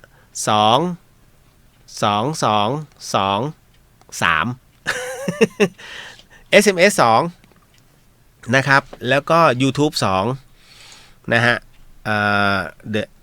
เลียวเดอะเฮียน2แล้วก็พุทธิสิทธิ์3นะฮะ4649333สำหรับนะตรงนี้ลืมไปน้องบอกว่าบางคนเข้ามาในตัวเฟซไม่ได้คอมเมนต์ไม่ได้นะผมก็ไม่รู้เป็นเพราะอะไรนะฮะก็มีหลายท่านผมเลยบอกงั้นอินบ็อกซ์แล้วกันน้องแต่ส่ง SMS มาดีกว่าผมให้ส่งคืออินบ็อกซ์มันคือตอนนี้มันเปิดหลายช่องทางแล้วผมมือเดียวนะฮะไม่มีทีมงานเพราะฉะนั้นใช้เป็น SMS แล้วกันนะฮะมานะครับคือผมก็ไม่มีอะไรหรอกเวรกันอุตส่าห์เตรียมน้ำมาดื่มก็ไม่ได้ดื่มแล้วมันเป็นรายการสดนะฮะผมก็เป็นคนที่ ไม่เกรงใจเธอด้วยอุ้ยหน้าด้านพี่เดียวนะฮะคำถาม ไม่มีแหละผมก็ไปซื้อไอ้นี่มากินมันมีไส้กรอกอยู่ไม่ให้เห็นผมจะถามว่าไอ้ไส้กรอกซองเนี้ยมันมีกี่อันนี่ฮะไส้กรอกนี้มีกี่อันมีกี่อันแล้วเดี๋ยว1คำถามนะใน1คำตอบนะ1คำตอบมีกี่อันฮะมีกี่อันนี่ไม่บอกด้วยเป็นอะไรนี่ฮะดึงนะฮะมีกี่อันเพราะฉะนั้นผู้ที่ตอบถูกนะฮะอย่างที่บอกฮะจบเรื่องที่2นะจ๊ะมาเข้าสู่เรื่องราวเรื่องที่2ประจำค่ำคืนนี้กับเดอะเฮียนฮะคุณผู้ฟังครับ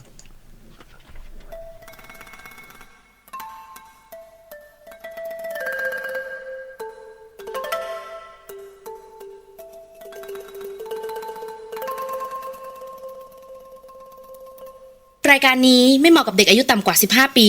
และตุ๊กแต๋วที่แฝงตัวมาหากินในพระศาสนาผู้ปกครองหรือพระผู้ใหญ่ควรพิจารณาในการรับฟัง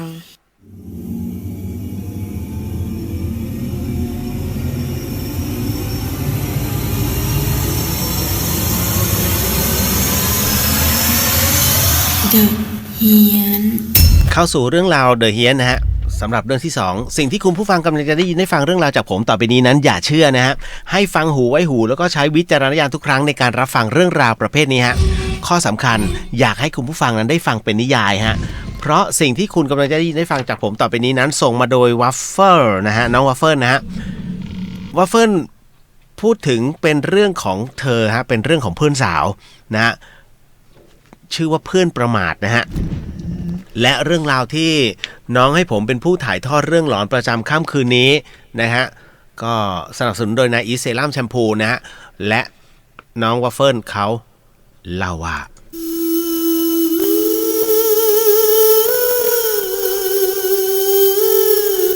พี่เลียวคะเรื่องนี้มันเกิดขึ้นไม่นานมานี้เองค่ะนะฮะวัฟเฟิลบอกว่าคือหนูมีเพื่อนสนิทคนหนึ่งชื่อนกนะคือนกก็ทำงานอยู่ที่โรงงานแถวนิคมอุตสาหกรรมนี่แหละแล้วคราวนี้เพื่อนหนูคนนี้ประสบอุบัติเหตุค่ะคือรถมอเตอร์ไซค์ไปชนกับรถยนต์แล้วก็เสียชีวิตค่ะพี่เลียววัฟเฟิลบอกว่าหนูตกใจมากเพราะเมื่อตอนกลางคืนเนี้ยเรายังนั่งกินหมูกระทะกันอยู่เลยแล้วมาตอนกลางวันของวันนี้นะฮะจึงมารู้ข่าวว่าเพื่อนเสียชีวิตแล้วฮะเฟิร์นบอกว่าหนูลางานออกมาทันทีเพื่อที่จะไปโรงพยาบาลนะแล้วก็รอรับศพเพื่อนพอไปถึงก็เจอกับพ่อแล้วก็แม่นะฮะแล้วก็พี่ชายของนกคือทุกคนเนี่ยก็รออยู่ที่หน้าห้องที่โรงพยาบาลนะเพื่อที่จะรอรับหลักฐานอะไรสักอย่างหนึ่งนี่แหละที่โรงพยาบาลเขาจะออกให้นะฮะเฟิร์นบอกว่าพอหนูไปถึงเนี่ยก็เห็นแม่นั่งร้องไห้อยู่หนูก็เลยถามพี่อ้วนซึ่งเป็นพี่ชายของนกว่าศพอยู่ไหนคะพี่อ้วนก็เลยชี้ไปข้างในนะฮะแล้วก็บอกว่าหนูได้ถามไปว่าแล้วเข้าไปดูได้ไหมนะฮะพี่เขาก็บอกว่าเดินเข้าไปเลยเดินเข้าไปดูเถอะเฟิร์นบอกว่าหนูก็เดินเข้าไปละพี่เลียวตอนที่ยืนอยู่หน้าศพนั้นเองฮะคือทางโรงพยาบาลเนี่ยเขาเอาผ้าคลุมเอาไว้หนูก็ใจสั่นเลยนะฮะมือก็อ่อนแรงแต่ก็อยากเห็นหน้าเพื่อนเป็นครั้งสุดท้ายอ่ะก็เลยแข็งใจค่ะแข็งใจค่อยๆเอื้อมไปเปิดผ้าคลุมนะค่อยๆเอื้อมเอามือไปเปิดที่ผ้าคลุมดูพอเห็นแค่หัวของเพื่อนเท่านั้นล่ะหนูถึงกับขนลุกเลยค่ะคราวนี้เลิกผ้าลงมาครึ่งตัวเห็นสภาพเพื่อนแล้วบอกได้คำเดียวว่าสงสารมากหนูยืนร้องไห้อยู่ตรงนั้นเลยคือหน้านกอ่ะเหมือนไปโดนอะไรกระแทกอย่างแรงแล้วมันยุบเข้าไปจนทางโรงพยาบาลเขาเอาผ้าปิดเอาไว้นะคะแล้วที่อกนะฮะที่อกไปจนถึงราวนมเหมือนมีรอยเฉือนค่ะเรียกว่าดูแล้วขนลุกเลยพี่เฟิร์นบอกว่าหนูเอาผ้าคลุมไว้อย่างเก่าแล้วก็เดินมาตรงที่ครอบครัวของนกเนี่ยนั่งอยู่แบบอ่อนแรงนะฮะมันหน้ามืดพี่เลียวหนูหน้ามืดพอดีอาของนกเนี่ยเขาก็เอายาดมให้หนูก็เลยพอได้สตินะฮะน้องบอกงี้ว่าร่างของนกถูกนำออกจากโรงพยาบาลราวๆบ่าย 2ค่ะก็นำศพตรงไปที่บ้านเลยส่วนหนูก็เลยบอกแม่เดี๋ยวขอกลับหอก่อนก็เลยรีบกลับหอแล้วก็ไปอาบน้ำเปลี่ยนชุดเพื่อที่ไปช่วยงานนะฮะไปช่วยงานเพื่อนนะฮะพอตรงนี้น้องเขาบอกว่าในงานนั้นเองเนี่ยเหล่าบรรดาเพื่อนๆที่โรงงานของนกพอรู้ข่าวเนี่ยต่างก็มาแล้วก็มาร้องไห้กันระงมตลอดทั้งในงานเลยค่ะซึ่งหนูก็ไม่แปลกใจหรอกเพราะว่านกมันเป็นคนที่สนุกสนานนะฮะน้องบอกอย่างนี้ครับว่าคืนที่1ผ่านไปนะฮะคืนที่2ก็ผ่านไปมาจนถึงคืนที่3ฮะคุณผู้ฟังเฟิร์นบอกว่าคืนที่3ครับพี่เลียวหลังจากที่หนูกลับจากกำลังจะกลับจากงานศพแม่นกก็โทรตามมาหาหนูนะฮะตามมาเลยฮะที่บ้าน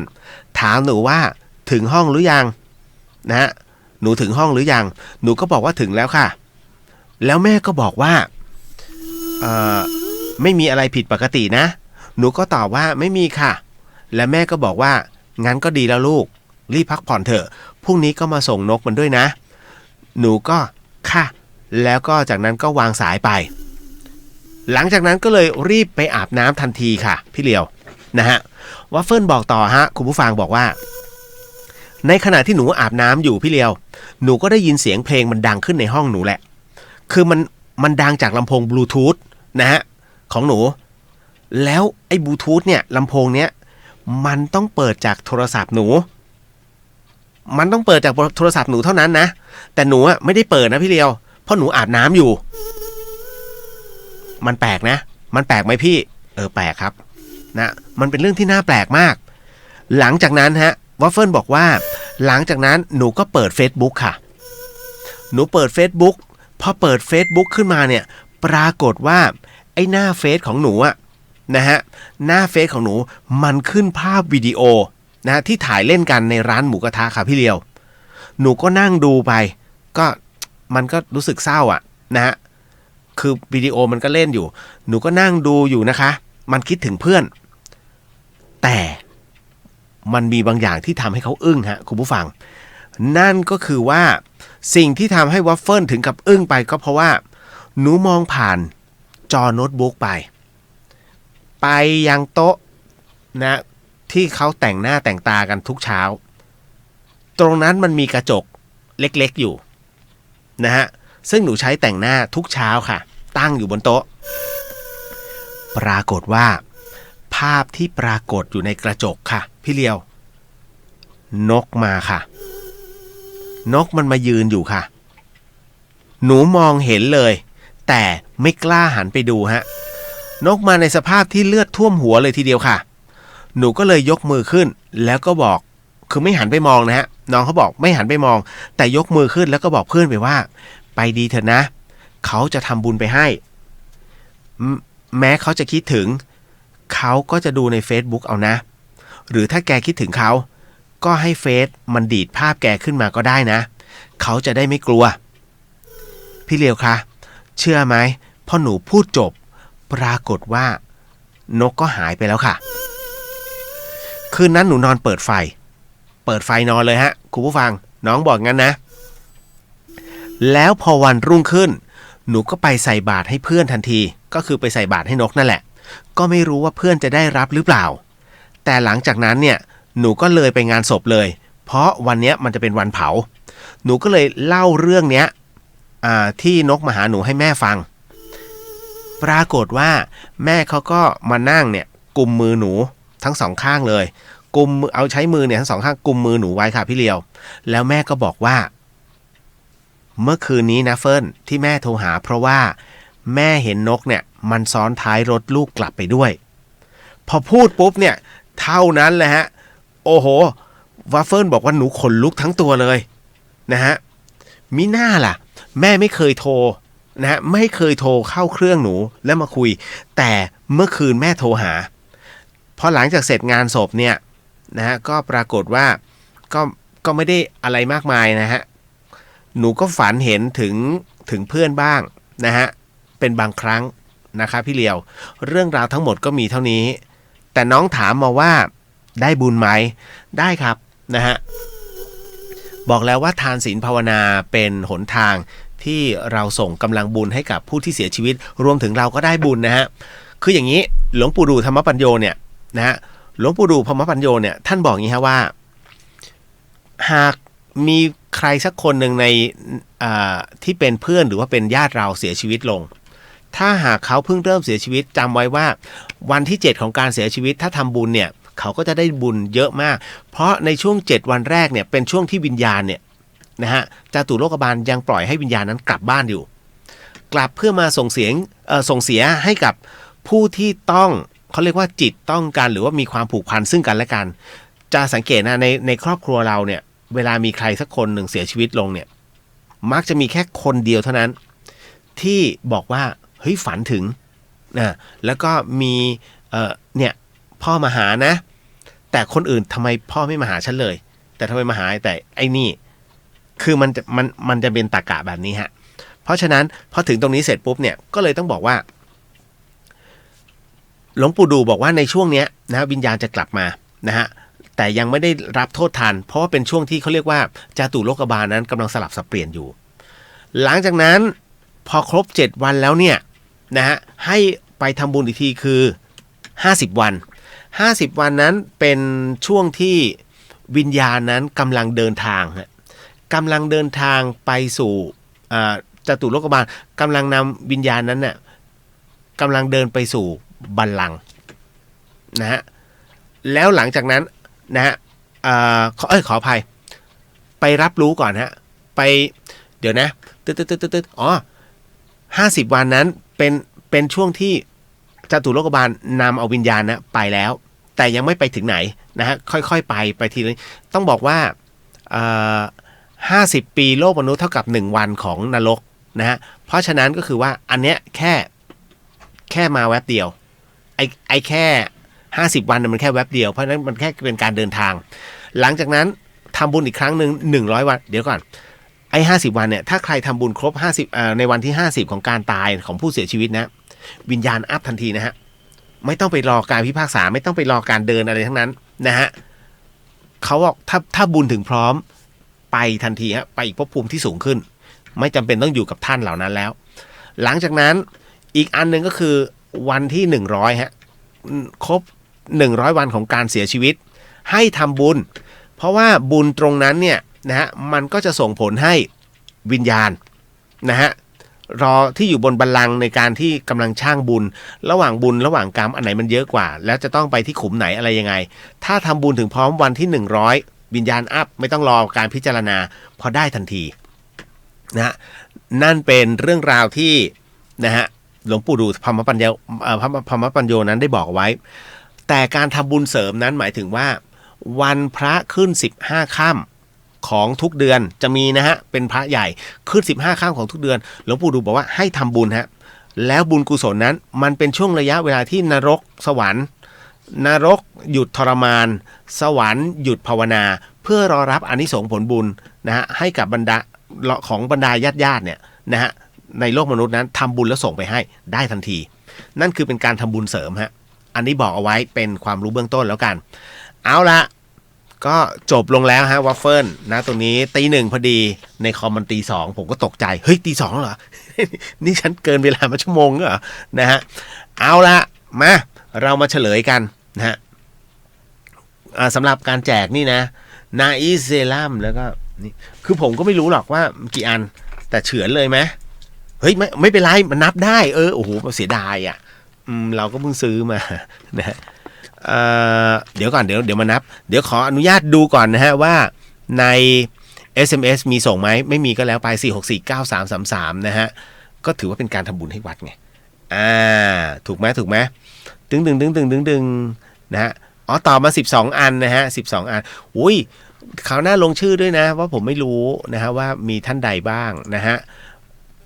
ในส่วนของYouTube นะฮะคุณบุญช่วย15คุณอรสา12นะฮะมาถึงในเรียวเดอะเฮียนดิตึ๊ดอ้วนบอก9คุณธนากรบอก9คุณรัศาบอกว่า10นะฮะมาต่อดูของพุทธิสิทธิ์ว่ายังไงพุทธิสิทธิ์ตึ๊ดนะฮะไตเติ้ลตอบด้วยความมั่นใจ9ฮะนะฮะอันนี้อ้วนบอก9นะฮะคุณรัติมาพัฒน์12ไตเติ้ลจะเล่าแล้วใช่ไหมเนี่ยแค่นี้นะเพื่อน นะฮะกลัวผีนะคุณสุภัทรา12ค่ะคุณพนิตา14ฮะตูน11คุณรัศา11แบงค์8นะฮะทวีศักดิ์10นะฮะอาจารย์มิ้น10นะฮะคุณอุไรวัน13นะฮะคุณอิทธิพล11ไอซ์12แอน10นะฮะคุณนายนา11มาร์คแค่นี้นะ13นะฮะเรามาดูกันผมว่ามันต้องมีคนถูกนะผมก็ไม่รู้หรอกเท่าไหร่นะฮะเรามานับกันนะอันนี้1จับไว้ก่อน1จะแบบฉีกแล้วเอาเข้าปากก็อะไรอยู่ทุเรศอันนี้1อันนี้2อันนี้3อันนี้4อันนี้5อันนี้6อันนี้7อันนี้8อันนี้9มี9อันฮะมี9อันเห็นไหมนะฮะโตไปไม่โกงฮะโตไปไม่โกงเรียวไม่โกงฮะเอามายังไงเนี่ยอนันต์มา9ทีหลังเดี๋ยวจะโดนไม่ใช่น้อย เดี๋ยวจะโดนไม่ใช่น้อย เฉลยแล้วมันนะเดี๋ยวจะโดน นะครับเขาเล่นมาตั้งนานแล้วเดี๋ยวก่อนอันนี้มีถูกอันนี้ธนากรถูกนะฮะอ้วนถูกละอันนี้2พอดีเป๊ะนะครับตามเดี๋ยวขอดูใน SMS 12นะฮะไม่ใช่นะฮะ โอ้อันนี้เกินหรือเปล่าเราแจก3เองนะอันนี้เติ้ลถูกด้วย9อ้วนเอา2อันเหรอจะโดนนะฮะเอาไปอันเดียวนะฮะแจกชาวบ้านเขาบ้างนะครับแล้วก็ตึ๊ดแล้วมีใครอีกมีอ้วนกับเติ้ลนะฮะอันนี้นะฮะอันนี้ก็2อันนี้ก็2นะฮะอันนู้น1นะจ๊ะเพราะฉะนั้นผู้ที่ได้รับเดี๋ยวแป๊บหนึ่งนะฮะอุ้ยไม่มีปากกาผมหาปากกาไม่เจอไม่เป็นไรนะจ๊ะมาก็เป็นอันว่าเราได้อนันต์ฟาวมาทีหลังผมไม่งั้นก็ได้แล้วเนี่ยเห็นป่ะนะฮะอ้วนบอกเคยซื้ออยู่ตีเซเว่นนะตายแล้วไม่เมื่อกี้เพิ่งไปซื้อไงแบบเราก็หิวเว้ย อะไรประมาณเนี้ยเอาล่ะฮะก็พอแล้วเที่ยงคืนตี 1:06 นาทีนะฮะเดี๋ยวผู้ที่ได้รับรางวัลอินบ็อกซ์มานะฮะว่าจะยังไงคุณมีเวลาจนถึงอังคารหน้าเอาละครับสิ่งหนึ่งสิ่งใดที่พี่เลือกผิดพลาดพลั้งไปขออโหสิกรรมมาณที่นี้ไม่ได้ตั้งใจหรือมีเจตนาพบกันใหม่กับเรื่องราวหลอนๆในวันพรุ่งนี้เจอกับพี่ละออกับตุ้นุกนะจ๊ะนะฮะสำหรับค่ำคืนนี้ราตรีสวัสดิ์ครับนะฮะเอาละครับสวัสดีครับนะฮะขึ้นจิงเกิลครับ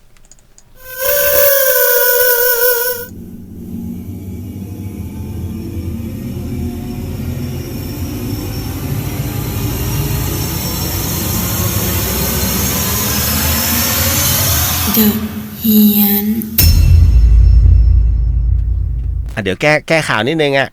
อนันต์เอามาให้อนันต์ด้วยนะฮะจ้า